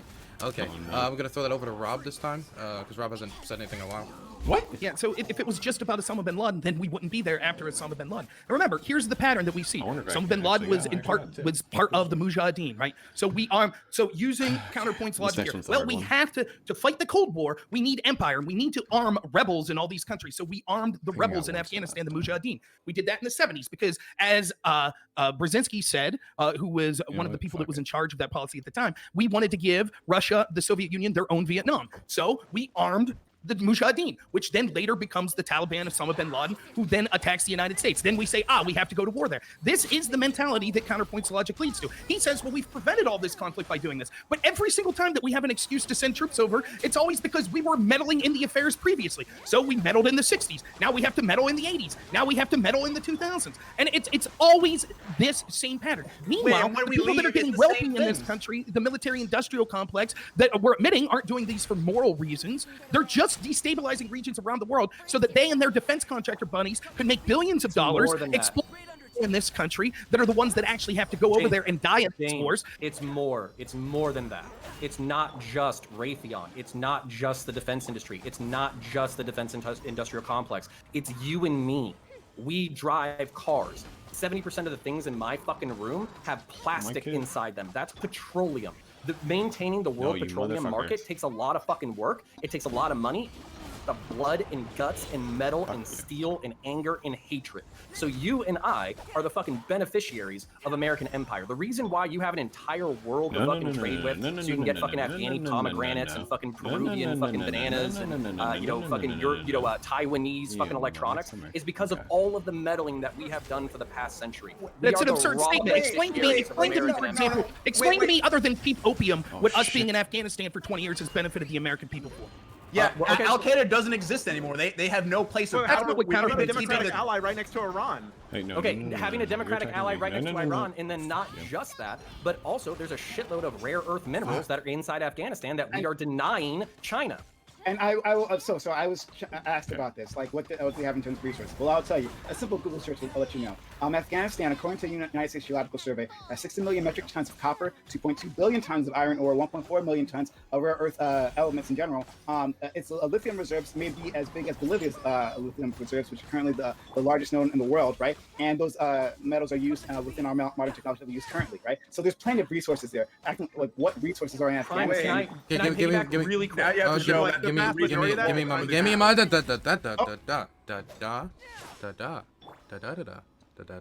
Okay, so Counter, you wanted to say something? I'll write your name down, and you will be right after LSP, who raised. I saw them in a freeze phrase raise their hand, so I'm gonna throw it to LSP. I mean, this was to like answer Prime like forever ago. It would derail the conversation. I can either do it now or I could do it in the closing. Wait, actually, are we coming up on a closing? I would say yes, but this topic is hitting off so well that I feel like I kind of just want to keep going on with this topic. Then I can answer counterpoints. Then I know this is like a little bit further back, but you asked a question. I was being a good boy and writing all this shit down. You fuckers should learn from me. Early, because he counterpoints asked a big question. Bad boys. Sorry. They don't like you, Prime. They don't. They don't. Sorry. Fuck, get off. Does them being as bad as we say they are warrant our intervention? Right. There's a broader question. This is a question that I think a lot of us are like missing the answer to, and we're kind of getting lost in the weeds on like specific details for a lot of this. And I'm guilty of this myself. Right. There's no reason I need to chase the red herring. That is when the Taliban was formed. And I'm also cheating counterpoints because I wrote down this answer. I wrote this down like months ago because I told somebody else how this works, and I just thought it'd be easier to copy and paste it. So here you go. There's a formula for this about when it is okay to intervene, when it warrants intervention. 1, are there human rights violations? 2, if so, is the scale of those violations so great that it would justify military action? 3, if so, can military action be used in a way that is proportionate? If so, 4, will taking action cause less damage than would otherwise be done if one does nothing? And if so, 5, if so, and all conditions are satisfied, then there should be no issue with regime change. Because sovereignty rests on the responsibility to protect, and nations which do not fulfill that responsibility have no business leading its people. Foreign intervention is not zero-sum. Obviously, the U.S. should not bomb civilians. Obviously, we should be toppling governments and taking their resources. Right? That doesn't mean we should just leave these places either. Iran developing a nuke has reverberous effects for world security. Same with them financing international terrorism. Sometimes it's no-win. If you intervene, you get Somalia, and you get people asking why we're in Somalia. And if you don't intervene, you get Rwanda, and everybody's asking why we weren't in Rwanda. There's no perfect answer to warfare. It's really messy, and this formula is the best thing I have. So hold on, Iran, right? We have a model for this. Looking at Iran and looking at these nukes, right? President Obama negotiated a treaty specifically dealing with this, with Iran's nuclear. Making sure Iran didn't get nuclear weapon capabilities, right? Do we agree that it was a good deal? Maybe not everyone's going to go on this one, but LSP, do you agree that it was a good deal? Yes, absolutely. Okay, so there's another option, right? So, all right, we've already proven there's another option than military intervention, right? Yeah. Okay. Well, so obviously, diplomacy is the first solution. Ooh, I get 3. I might get 3. I can kill this guy. This is kind of my point. I killed it. What are our other options? I've been saying this again and again. What are our other options in these things? Because it seems like the first option is always war, right? And then we're told it's absolutely necessary. We gotta go. We gotta go. I think this is to Rob's point. We have to go. There's always an excuse as to why we need to go. But there are bad people in the world doing bad things, and I want to stop them because they're victimizing innocent people, and I want to stop them absolutely. Okay, we might not disagree on this. Obviously, so I don't disagree with stopping bad people diplomatically if you can do it, right? But like I said, it's not all zero sum. You don't always know the answers, and sometimes military solutions are your only answer. In Iran's case, we lucked out because we got a reformist president who wasn't—I don't remember his name—but he was the guy who succeeded Ahmadinejad, right? Like, time and circumstance plays a big role in all of this, and obviously, if you can diplomatically handle a country, if you can diplomatically handle a country's human rights abuses, it's preferable to warfare. Great. Now, did we go into Iraq for human rights abuses? Is that why we? One of the reasons, yeah. One of the reasons. Was it? No, it was one of the reasons we were sold, certainly. But like, was it the actual reason? Like, what?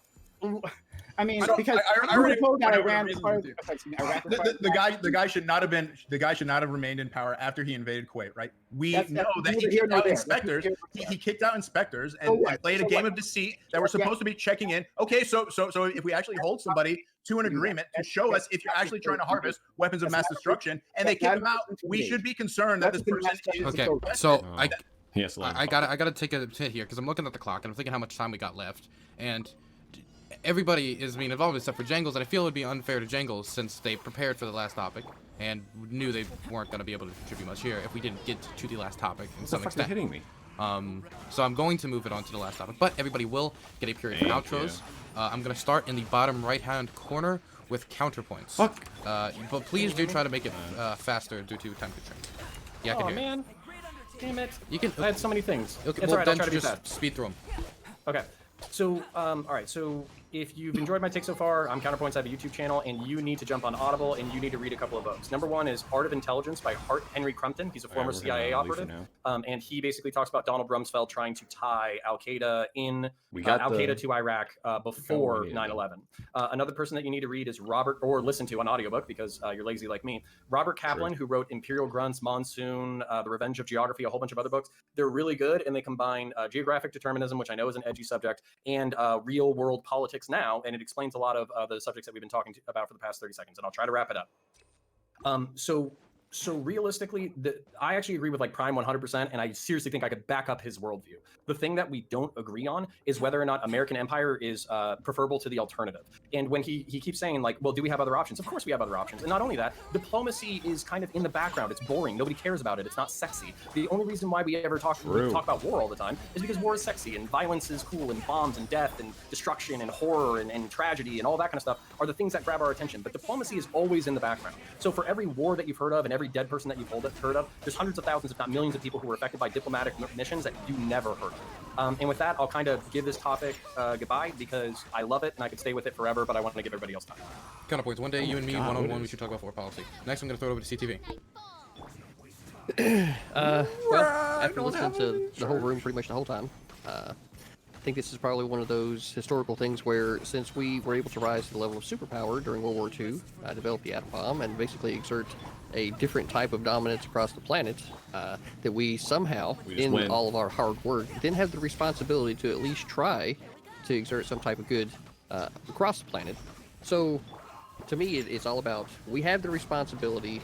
How our government chooses to use it is definitely something that we could all talk about, but I don't think that anybody thinks that if we just brought everybody home, that would solve the problem. So moving the troops out could be a zero-sum thing in the regard to the fact that we are more effectively being able to use drones, right? And the amount of intelligence technology that we have allows us to be able to do that. So it could just be, yeah, we're moving the troops out to lower cost, but we still have capability, because if we know anything about our government, if they have a way to be involved with it, they're going to fucking do it, right? Really? So with that, let's just keep it going. And next, I'm going to throw it over to Prime. I don't know. I think I didn't do my best job arguing my points here, but that's okay. I think Counterpoints is correct in that him and I have a lot of ground in which we can find agreement on. And I feel like it's the case for most people here, actually. We're arguing on a single point, and something that we've kind of danced around. But I'd like to tackle this again maybe sometime with a few of you like LSP when I'm much calmer. I'll leave it at that. But I appreciate you talking about it. Okay, I'm going to throw it over to Jangles. Hello, everyone. I'm a little disappointed in. All right, I have demonstrated that I'm very dumb on this topic, and I was hoping to like expand my knowledge base. But like, and I know my hypothetical scenario was like hypothetical to a lot of people, but it actually matters to me like what gay people experience in other countries, and I never got a good answer. Like that's the biggest disconnect between my lefty brain and my liberal brain. Okay. Like what happens when, like, do we leave countries alone because that's the right thing to do from a lefty perspective? We don't allow these countries to like, we don't interfere with these countries, but also like what happens to the gay people in these countries? True. And I never got a great answer for that. So I don't have a great closing. It's just like I want everyone in every country to like have the maximum amount of freedom, and that seems, and I never got great answers, so don't fault me for this. That seems like we should like intervene when a country is like throwing gay people off of roofs. So yeah, Get me out of there. yeah, that's the thing. So. Okay, so I'm gonna now throw it over to Grimace. Yeah, I don't think anybody on this panel would disagree with that. Gay people in Iraq and Afghanistan are better off right now with a democratically elected government. I think we can all agree with that. Going back to what I was hearing before about the reasons that we just lie to go and make money in these foreign conflicts, the reason we invaded Afghanistan is because Al-Qaeda, specifically Osama bin Laden, launched a terror attack on our country, and we need to make sure it couldn't happen again. And we did that. The problem that led to the Afghanistan war is that the Taliban were harboring him and trying to kick the can down the road and not let us do what we should have been able to do, which led to the conflict. And Afghanistan's better off because of it. The people there are better off not living under their theocratic, crazy rule and having the ability to elect their own officials and move forward towards a better future. I think everybody can agree with that. As far as Iraq goes, yeah, we can place lots of blames on the Bush administration, the inability to sell the war properly. But the truth is, Saddam Hussein, who we agreed we enabled in the first place, we now had the opportunity to fix that mistake and follow through with what we should have done after the Gulf War. And that is to take out the homicidal maniac who had no problem raising the 5th largest army in the world, who had no problem gassing his Kurdish opposition in the north and slaughtering another 100,000 civilians in the south, who kicked out his the UN inspectors. He agreed to be there to inspect that he wasn't trying to go after a nuke. We know that Saddam Hussein was actively trying to seek a nuke. Like I said earlier, he paid Kim Jong-il $10 million for a nuke from him. Kim Jong-il didn't deliver because North Korea, what are you going to do, right? I think Trump learned that lesson. But to say that these wars were like were started just for us to get resources is just a lie. Was there profiteering, mismanagement, lots of abuses? Absolutely true, and we can criticize those, and we can all agree on those things. But to act like we weren't just in what we did for fixing our mistakes and for defending our interests defending democracy around the world, I don't think that that's a bad thing. And I think that we should be sticking to our goals and backing up our promises and doing the thing. Okay, next is going to be Turk. Yeah, so I'm not a foreign policy expert, of course. I think it's interesting hearing all the conversations, and I'm really curious, and hopefully we hear about this more next year when Joe Biden comes into office, and what y'all think about him putting them back in place, because everyone knows that's what's going to happen. So I'm going to be interested to see how the left kind of fights amongst themselves about this topic. Okay, next is going to be Rob. Yeah, so Fuck, I think I agree, Turk, that I just can't get over this. The left was all about being against the Iraq War. Bush lied, people died, and now, with the exception of Prime on this panel, You know what? Fuck it. couldn't be bigger warmongers. World police, baby. We got to be everywhere. Got to do it. We talked We got about, the 3 stars. Jangles and That's others all that talked about matters. gay people being thrown off buildings. We only selectively choose, though. Saudi Arabia, perfectly fine to throw gay people off buildings. No problem whatsoever. We going into North Korea? Nope, we're not going to go into there. Just what, the CIA wants. Just what the establishment and Republican and Democrats want, the neocon and neolibs. They always happen to be right. The CIA, along with the tech companies and China, are the biggest three, and the FBI would be in there. The biggest three threats to this country. It is amazing, to me, absolutely amazing, to see how the left has become, the Democrats became the party of peace to the party of interventionism and warmongering. It is truly sickening to see this. And look, I'm not saying that we should never attack someone like Osama bin Laden. That's fine. We don't need to be the world police and be there over 20 years. It's just, it's a horrific thing to see people that otherwise, 15 years ago would have been people saying these foreign wars are the biggest issue. We need to have an anti-war movement in this country. I was a Ron Paul Republican. That's still where I am. I didn't change. And the last thing to think is it was the left that changed. So many people in the left. And the last thing is this. We're talking specifically about Trump removing these troops. We have 5 countries now that have engaged in historic recognition of Israel in the Middle East. And a lot of that had to do because Trump is pulling troops out of the Middle East. And so now they're going the route that Prime Case was talking about, diplomacy. Instead of having antagonistic relationships, let's try to come together and recognize each other as countries and talk. Yet the Democrats can't have this. The left can't. Oh, no. We need those troops back there, damn it. The only time that you can see the neocons, the Dick Cheneys of the world agreeing with the Joe Bidens of the world is we have to have these troops everywhere. We have to engage in these regime change wars. It's truly despicable and disgusting, and it shows how much even the left that claims to care about people, how they've been duped so fully by being able to now cheer for the very warmongers that they used to be so adamantly against. I'm not gonna forget that thing you said during the beginning. I'm gonna remember that thing about me lying about Syria. I remember it, and I'm gonna. No, they lied to you. No, I was right. I can't. I'm not supposed to talk. And I was baited, and I'm still salty about it. But I just want you to know that I disagree. But I won't say any more than that. I'm gonna pass it over to LSP. Yeah, I never thought I'd hear Rob advocate for abolishing the police, but here he's doing it. He's just saying let criminals and terrorists have their own section of the world, in much the same way he might say let gangbangers run their own neighborhoods. Hey, as long as they're not fucking up my people. No, it's bad to just leave the Middle East to dictators vying for nukes. There's jihadists there who want to stun women, and there's terrorists who attack us. There's a lot of security concerns in the Middle East. There's also a broader geopolitical concern in rebuffing Chinese or Russian influence in the region. Primarily geopolitical opposition, which doesn't have the same regard for human rights as we do. And this doesn't mean I think we're perfect. Prime, the same regime that toppled Saddam Hussein in the name of democracy is also the same regime that set up the Abu Ghraib prison or the Haditha massacre. Like, we got our hands dirty too.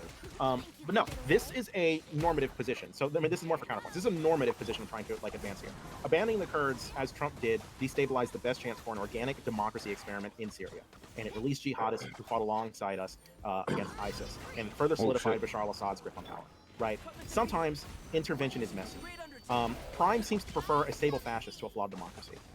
If it saves a few more lives, he prefers it. I don't. I'm not. Like, I am an unironic anti-fascist, and I am an unironic believer in democracy. And I don't mean like this name brand version of democracy or anti-fascism. Massacres and genocides will and do happen, and sometimes they're entirely preventable. The Spiker massacre happened in Iraq, for instance, over like a 3-day period, and we knew about it as it was happening because ISIS was broadcasting it as it was happening, and we did nothing. And 2,000 kids died that didn't, and all we had to do was mobilize our Air Force.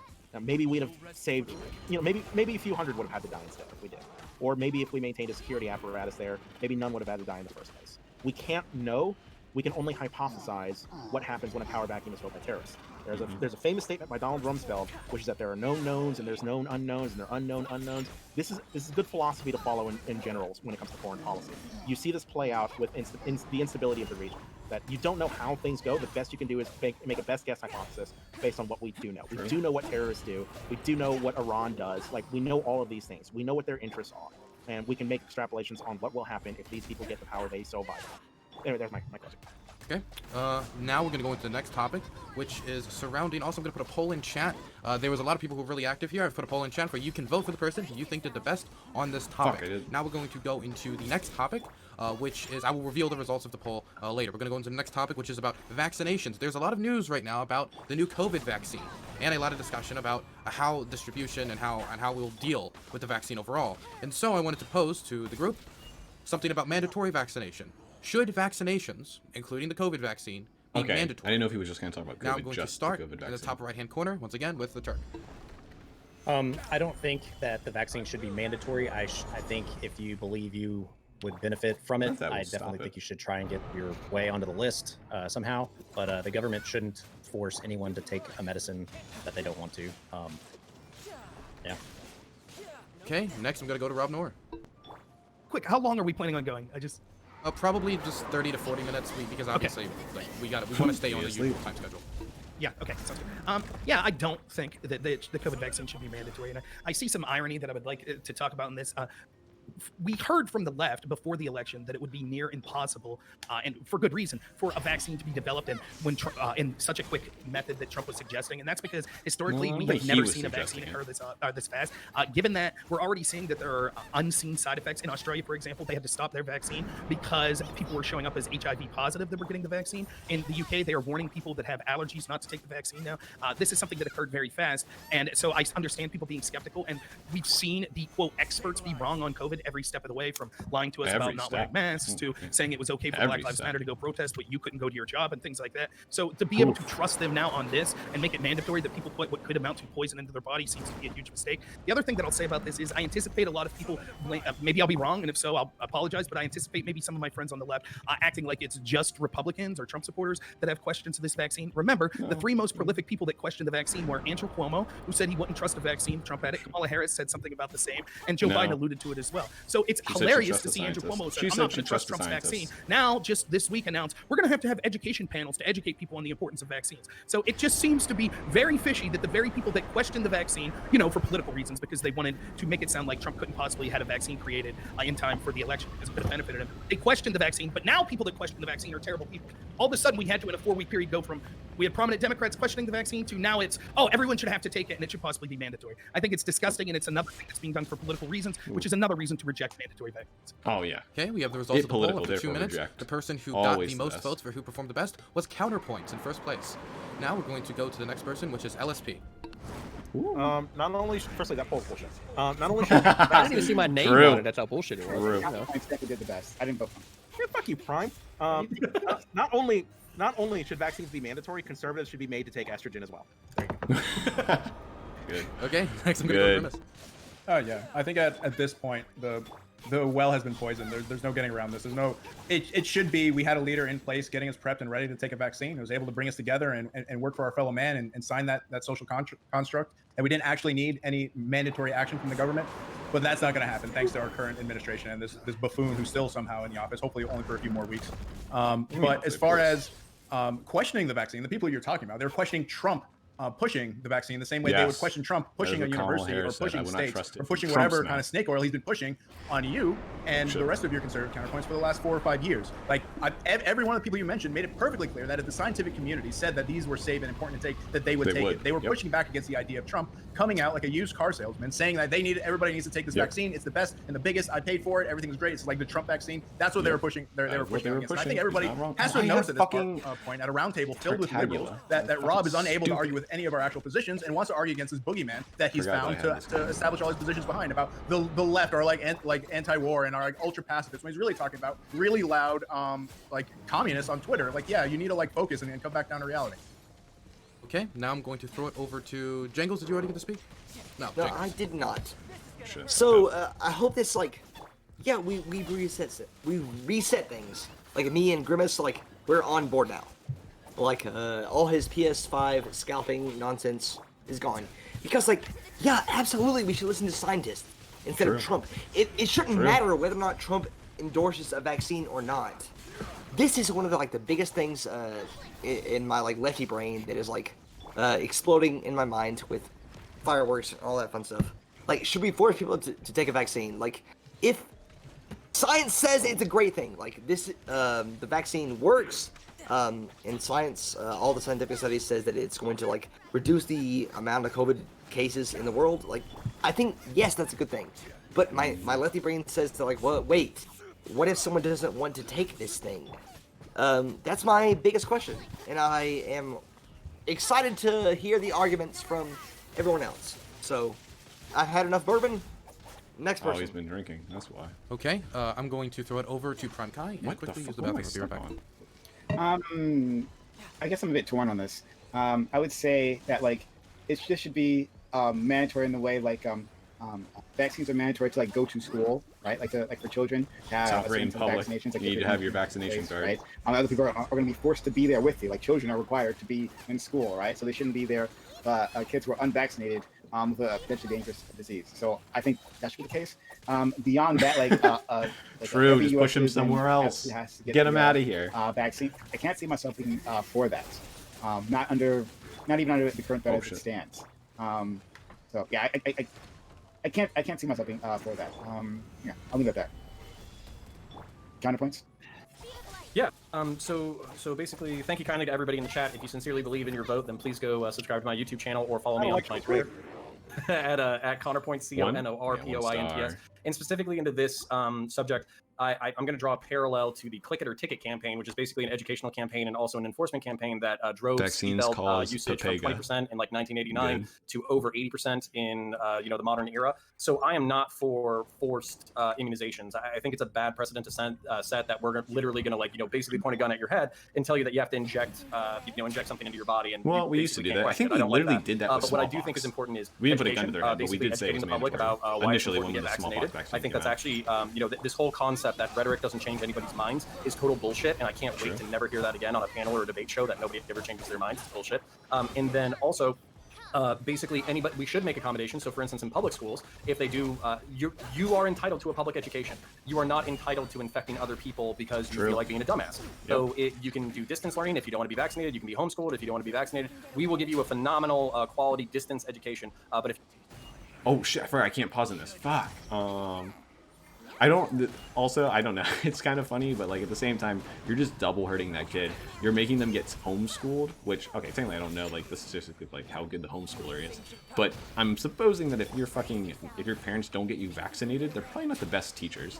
So you're double fucking that kid. You're like, oh, well, not only are you gonna get a good education, but you're also gonna not have vaccines. You're gonna die early anyways. Big sad. you want to participate in the public and you pose a health risk to other people, then we're going to protect those other people as well. So I think you can put social pressure, cultural pressure, educational pressure without literally making it legally mandated and enforced. Hey, Les, is CTV, I believe? Yep. No, we should not be mandating this by the government. Of course not. There shouldn't be any mandates with somebody's own personal body with regard to this. And there definitely shouldn't be an attempt by anybody to be trying to shame somebody either, I don't believe. I think that this particular virus, while having its... I think he might be thinking that we're just talking about its real consequences, right? At the same time, doesn't need to be the government pointing a gun at somebody and either A, taking their money, or B, putting them in jail, right? Let's be honest. So I have no problem with social distancing. But it doesn't need to be right? just be a fine. Everybody keeping the fuck away from me sounds like a real based idea, right? Besides that, education is what we would need, so counterpoints is right there. And as far as the rest of the room, Jangles was the most entertaining, so base Jangles stories. Okay, now the floor is open. No, we have about 30 minutes. Bad. Yeah. All right. So let me ask this. So are we acknowledging that some of the vaccine trials that we've seen have had unintended consequences, like in Australia, where people were testing HIV positive? But that's every.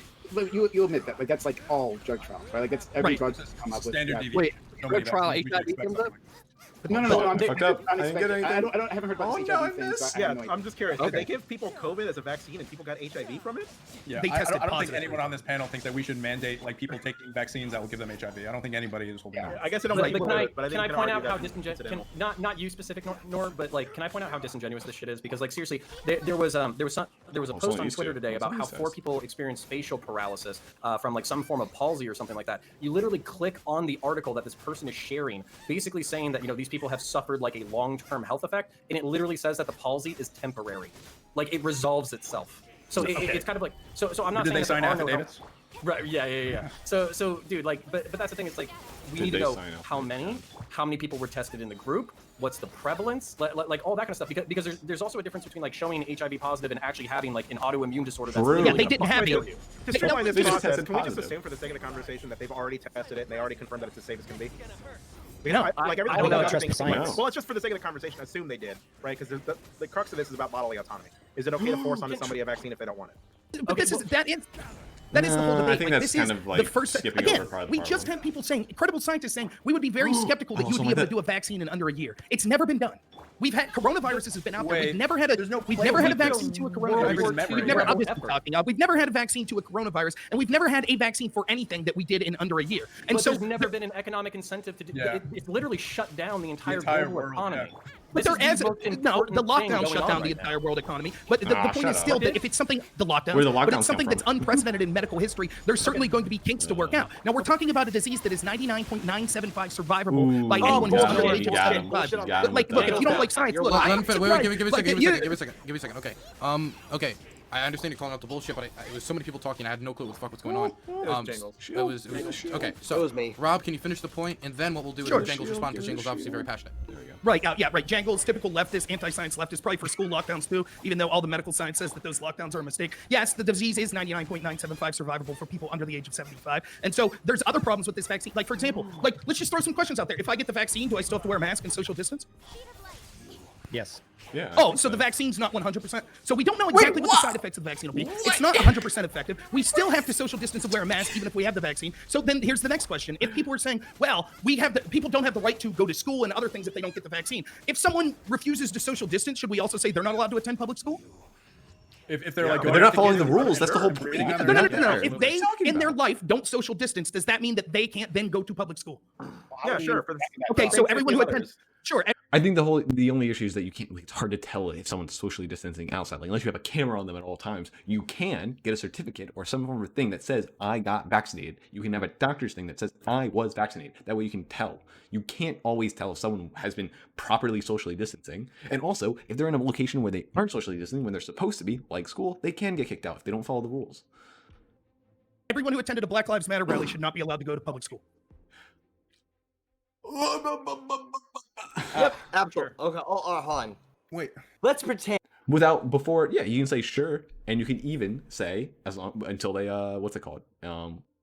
They quarantine. And that 97.7 was the actual like survival percentage. Yeah, we don't have to pretend actually. No, we should actually pretend because that's not true. Yes, it is. All right. I just put the All link right, to the CDC website let's pretend there's a dichotomy between surviving and thriving. Like everyone who got the virus, like they're fine now. They have no long-lasting side effects, no respiratory problems, no neurological problems.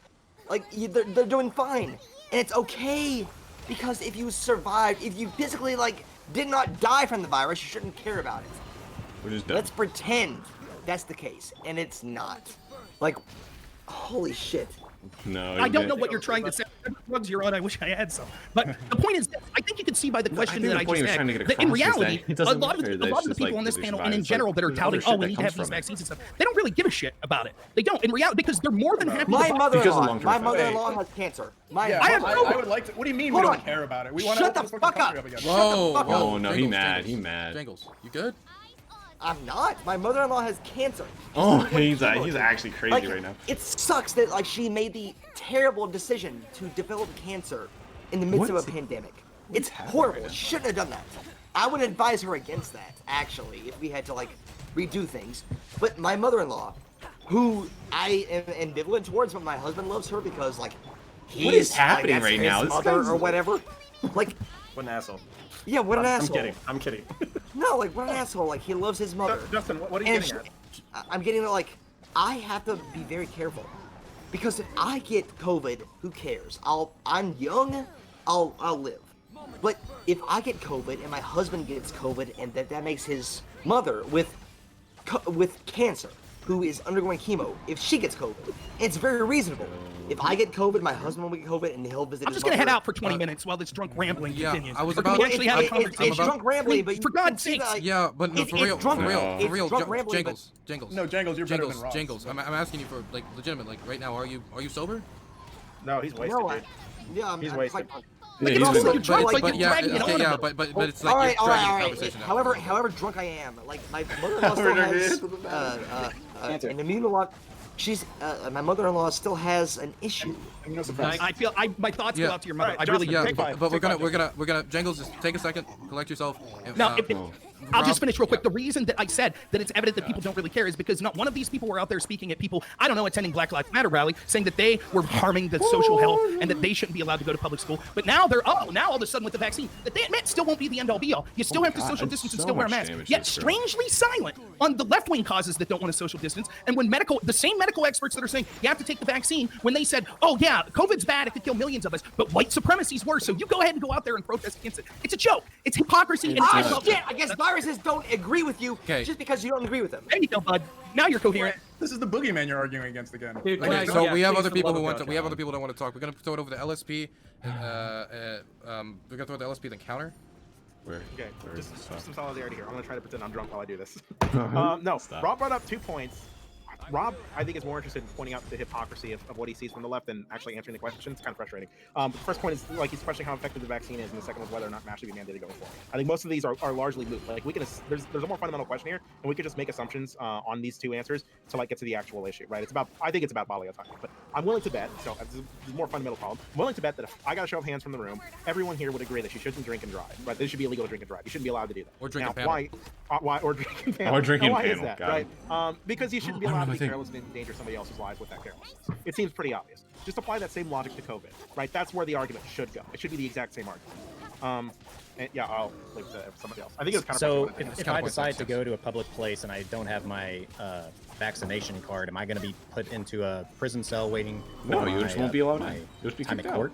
Yes. Nobody's arguing that. No, I am. That's what he Oh said. shit. Straight to the gulags with you. Yeah, and you keep claiming that this should be about bodily autonomy. Isn't that what we all want? Everyone should be able to take care of themselves. Can I, please, for the love of God? Okay, so Well, then, number one, wait, like, then if Nora, he this thinks is, that's you what it know, is, then he should I'm agree with that you because should be allowed to basically drink and I drive. swim in right-wing circles largely. I come from the right largely. But if you check out the articles about Black Lives Matter protests and how they allegedly drove statistics for COVID-19 down, it's not because there were large groups of people that were amassing. It's because everybody else stayed off the fucking streets. So literally, like, people didn't go downtown. Hold on. It's an important point. It's an important point because what happens is people try to make equivalent Trump rallies with nobody wearing masks, everybody fucking getting together, getting in close proximity, and denying that the disease has any kind of bearing on their life whatsoever. And that's not what the argument is for the Black Lives Matter movement protest. It's that everybody else fucked off. It's not that everybody gathering was a good thing. So that's a fucking straw man. Number two, when we're talking about fucking efficiency when it comes to the disease or whatever, you're talking about a 99.75 fucking or 0.9975 fucking survival rate for the majority of people. Number one, there's a shitload of fucking boomers. I think it's like 70 or 80 million boomers inside the United States, and I'm pretty sure their survival rate is 4%. So we just not give a fuck about old people anymore. Number two, 4%? Yeah, and to speak to fucking Jangles' perspective, basically, I have people who are fucking immunocompromised in my fucking life. So should I just say fuck them, get good, get a better immune response? You stupid lazy sack of shit. Like that's obnoxious and it's ridiculous. And to just say, even 99.75, yeah, 99.75. Let's just take your number on face value. Like 99.75% of people recover with no secondary health effects, which is bullshit. Some people have lasting cardiovascular issues and lasting respiratory issues from this disease. Even if it was 99.75%, that's fucking 800,000 people dead. So what you're basically saying is, in the United States of America, 800,000 of you die, and if you die, you're a fucking loser. You should have had a better immune system. Suck it the fuck up, pussies. That's basically what I'm hearing. Laughable. First off, the fact that you claim that there is a population in this country with a 4% survivability just shows your entire ignorance on the 4% of people survive. Go check It's a out the joke. John Hopkins University data. Fuck, I guess like old people fucking. Shut up, right? drunk. I'm tired of you. Oh my Anyways, god, he Fucking actually correct. I'm drunk. You were funny at first. It's funny. It's a 4% It's fatality funny. rate, right? I haven't got to say. 4% fatality rate. Look, I have not got to say a thing this whole time. All right. So like, I just want to point out, right, the CDC website, right, like only in category 85 years and older, only 82,000 old people died, right? Only? And they were like in New York, right? Mostly, like 40,000. I hope your grandparents were involved in those. Yes. Going off the rails. I can only do This is that. going crazy. Okay. So yeah, to answer, so first off, Counterpoint's point is this: because Black Lives Matter and their rallies were so violent, people were intimidated into staying off the street. So it's a good thing. First off, that's entirely That's a bullshit. great. It's- I shut love the it. hell That up, was a Jake. great. I'm just That gonna was a fucking great shut you up. You framing. can't shut your mouth. there we go. You're the one who started swearing and shit at me first. You're worthless. You're pathetic. You didn't even have the decency Okay, to okay, deal okay. with Dude, respect. hey, You whoa, piece of chill over. that You shit. piece of Yeah, that shit. is. I don't Okay, like let's that. all It is pretty let's shitty that he Let's not is. pivot to That is BLM. Can you talk about the COVID being mandatory? Let's all calm down for a second here. Jangles, as much as I love you, you are currently wasted and also not contributing, so you will be muted for the rest of the roundtable. Rob, there's other people that I know you were in the middle of a point. We don't have much time though, and there's other people who want to talk. Is it okay if I shift to Turk, for example? Yeah. Okay.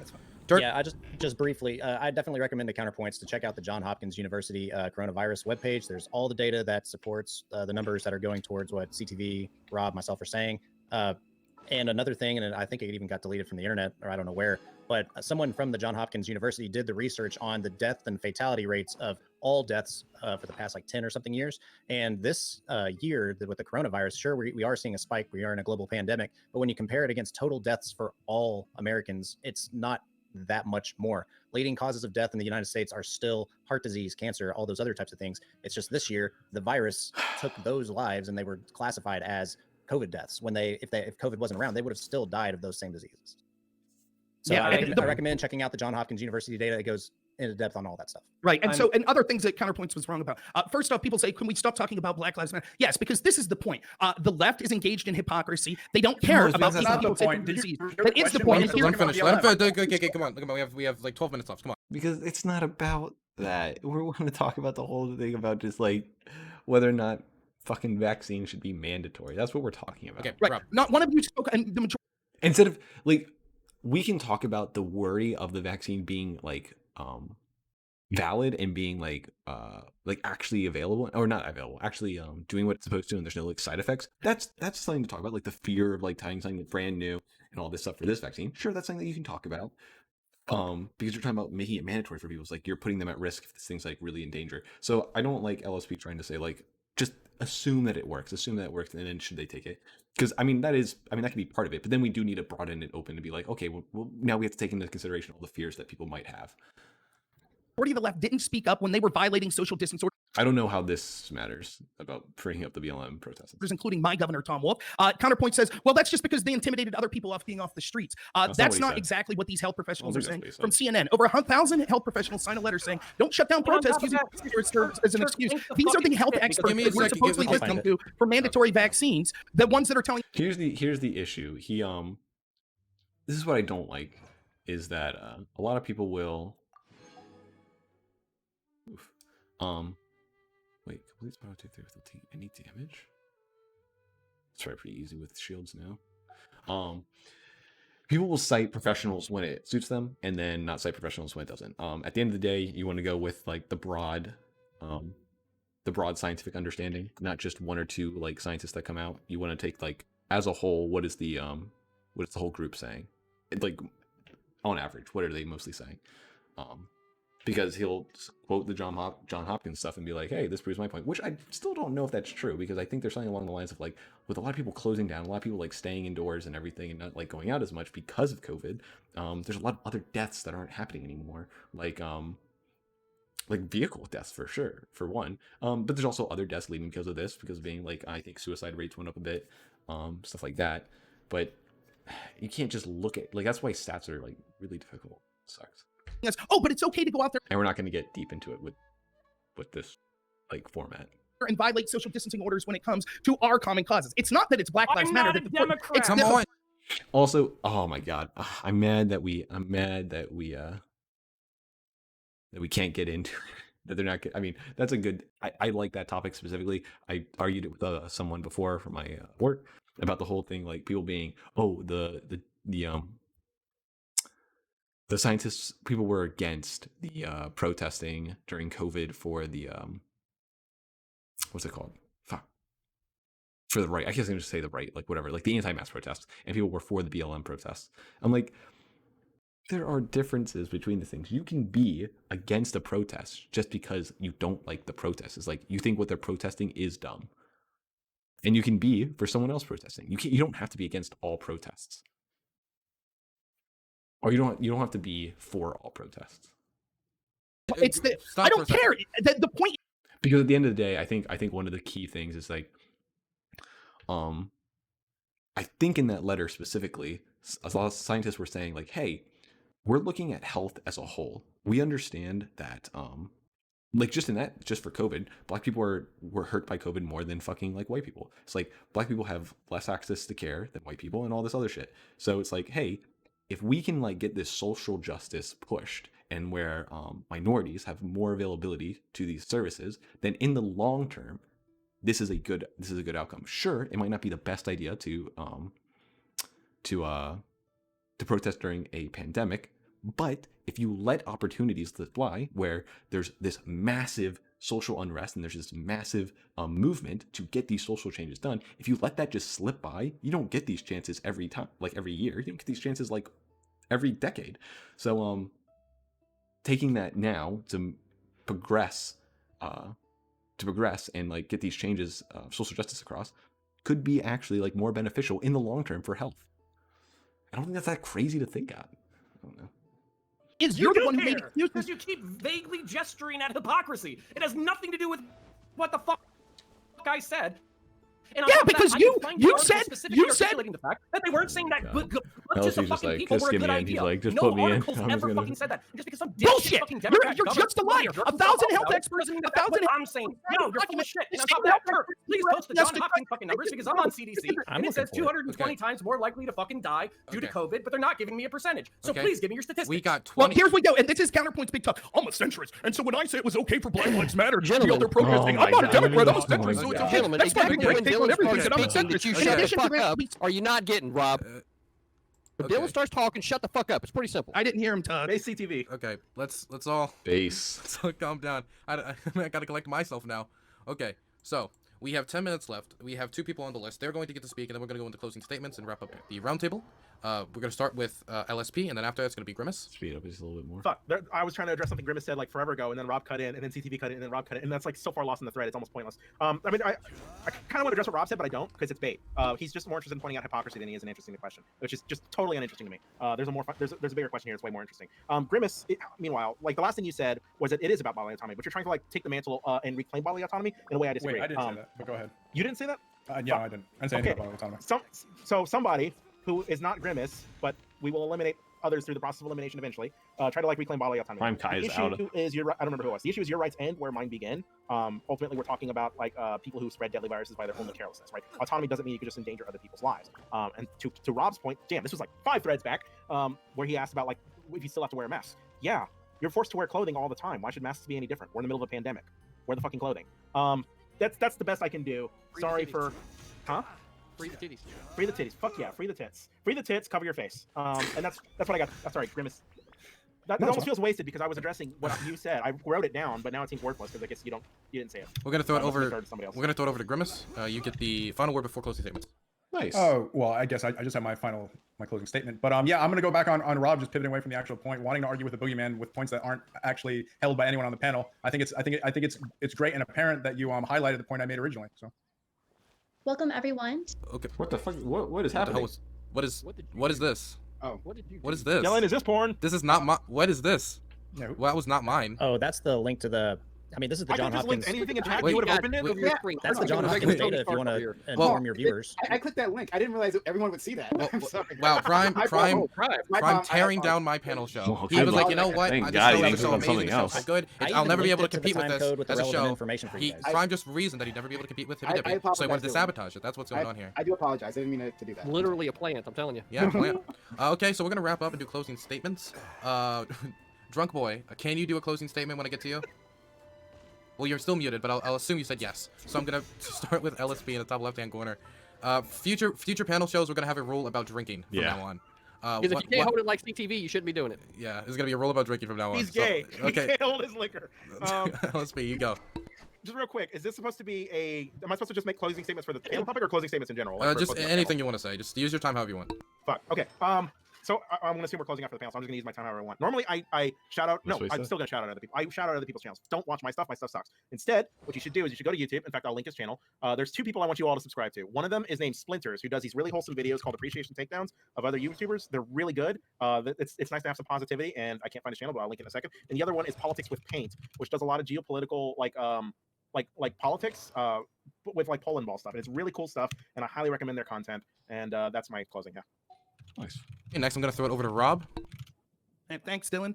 Yeah, I guess a fun panel today. So one of the things that you'll see is the constant hypocrisy you see from people. I think that it's utterly hilarious. On this topic specifically, why it matters, I like it, Grimace. You can't make arguments. Why don't you go scalp some more products? That's the only thing your ass is good for. But anyways, one of the things you see is the hypocrisy and how it applies to all of these things. So, for example, they talk about the need to have mandatory vaccines because the health experts say it. When I'm pointing out that thousands of health experts signed on a document saying that it was okay for people to violate the very social distance orders that they said were necessary because white supremacy is a bigger threat than COVID, it's not me wanting to skirt the issue. It's me. I don't know why he thinks that that's such a slam dunk. I don't know why he can't think that that's not a real thing. That like a pandemic now is really shitty, of course, and it's going to cause a lot of problems. But if we allow a certain race to be a second-class citizen for their entire lifespan forever, like the down effects is that it's just going to like go further and further. Like what the fuck? Showing that you can't trust these health experts. That's the point. The same. Like I'm actually curious I'm actually not sure now. Like if I'm wondering, I'm assuming, I have to think more about it, but if I'm assuming, like if I ask someone, what if right now I could snap my fingers and end COVID, or I could snap my fingers and end systematic racism? I would assume that racism would be better to get rid of, right? That's what I would assume, at least.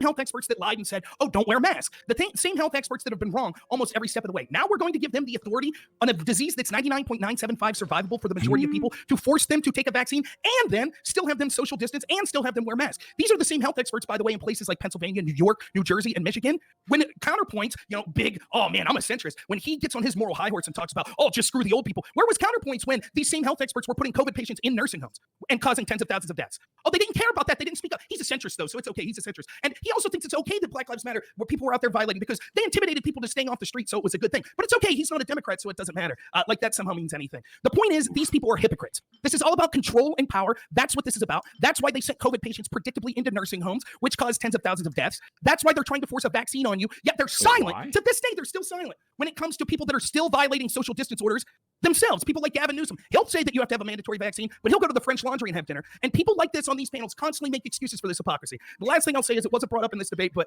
I'll be anxious to hear if any of my friends on the left on this panel or anywhere else want to talk about how, in fact, the election was stolen. And I'm not talking about election day fraud or things like that, but because when I was on this channel debating the Hunter Biden story, and everyone assured me, oh, it's all garbage. 50 CIA agents signed on and said that this story was all Russian disinformation. Now we know that that was all bullshit. And one of the things I'll say that's disappointing for so many people on the left that claim to care about the people is when they cheer for corruption and hypocrisy and authoritarianism when they feel it benefits their side. So it wasn't.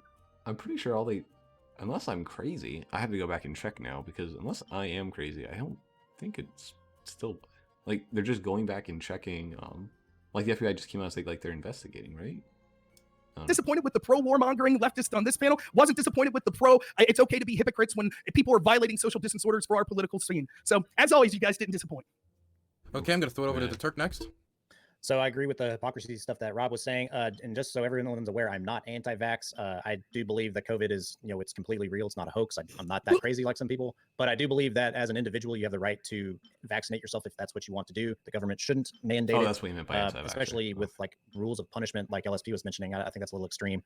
But as a person who's interested in self-survival and stuff, I'm probably going to get it because I would like to not catch the disease. And I think it should be up to the individual to choose. Anyways, I like technology a lot more. Clearly had more better takes in the PS5 stuff. So check me out, youtube.com/c/theturk, and learn all about that cool tech stuff.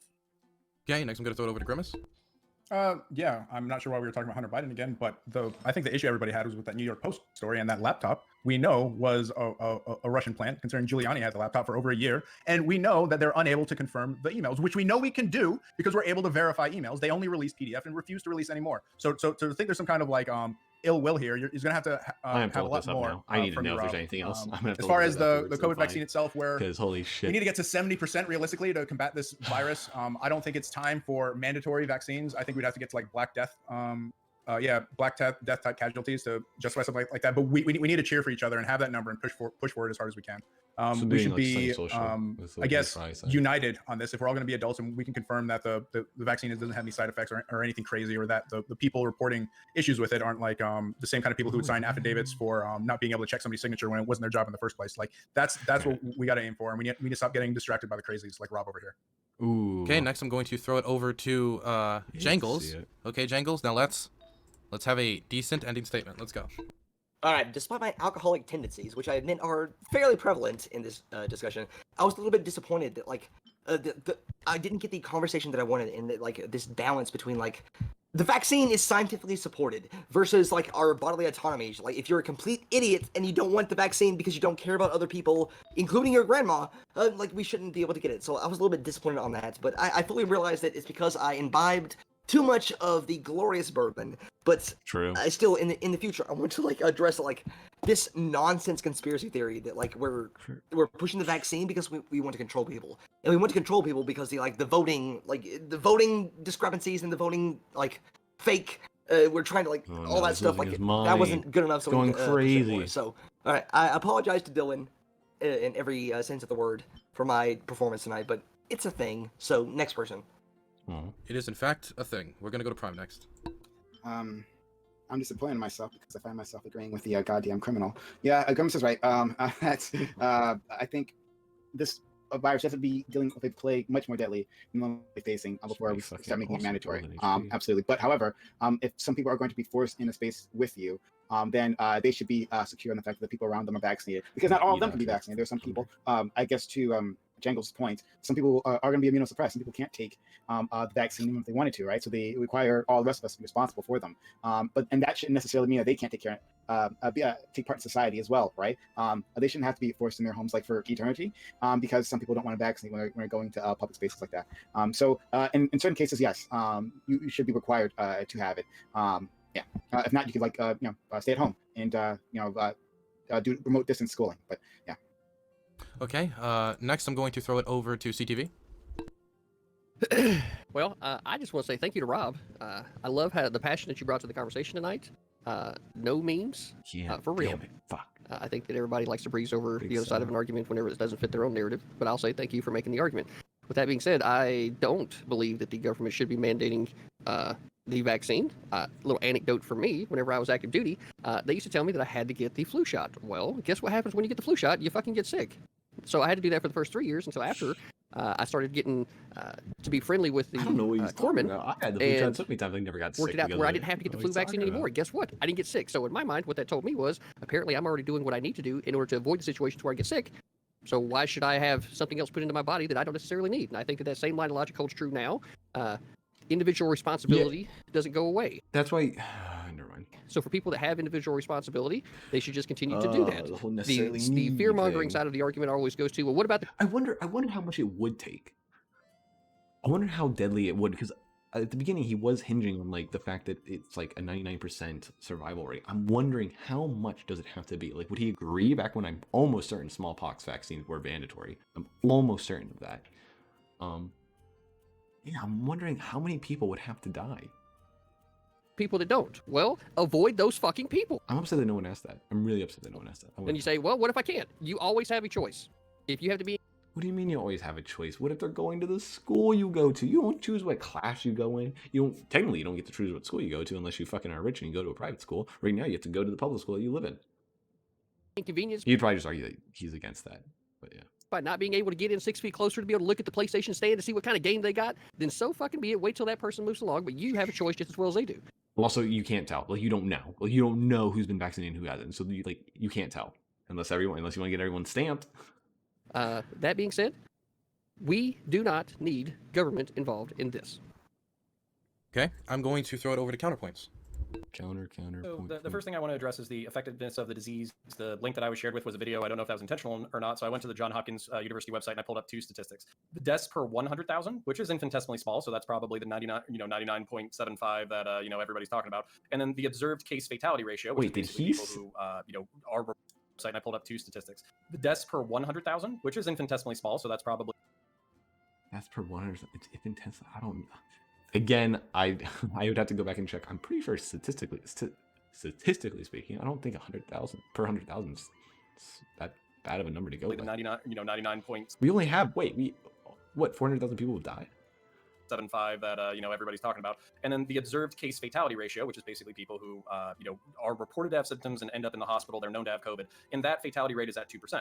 Now, because I'm a centrist, I can study that information, and instead of rubbing it in Noor's face and saying, "Oh, I'm correct and you're wrong," and I found a statistic or whatever, I also know that 80% of people are allegedly asymptomatic. So it's entirely possible that it is an infinitesimally small amount of people who are killed. But even if your 99.75 statistic is still correct, that's 800,000 people in the United States. It's not something that should be fucking shrugged off.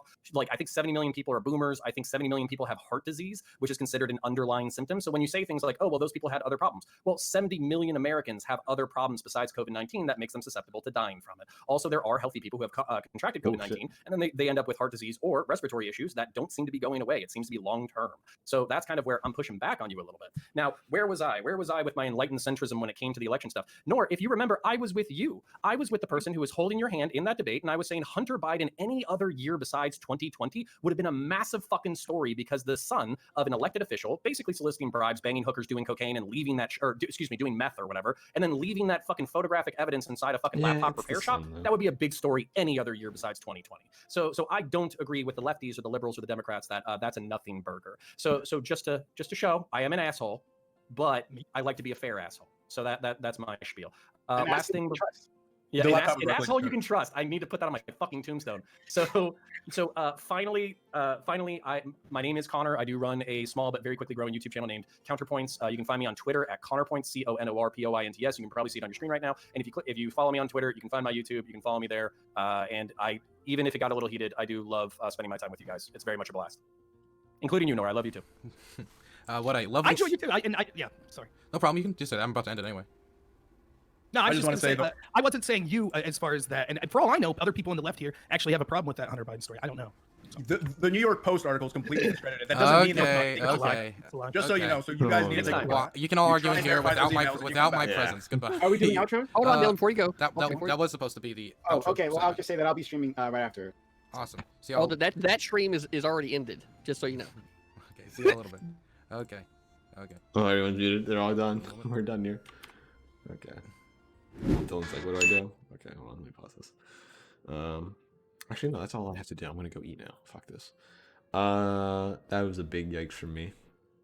I need to look that foreign affairs part interesting, but don't know enough about it. That second half, real big dumbs. They barely talked about the argument. They barely talked about the whole thing, anyways. Jesus Christ. And fuck that Jingles, dude. Actually, hold on. This guy up here, I don't know if you see. Yeah, you can see the mouse. I didn't talk that much, but pretty like, I don't know, pretty basic milling. Nothing like too crazy. He can be kind of annoying, but yeah. Jingles, fucking moron. Rob is a yep. Yep for him too. Prime, yep.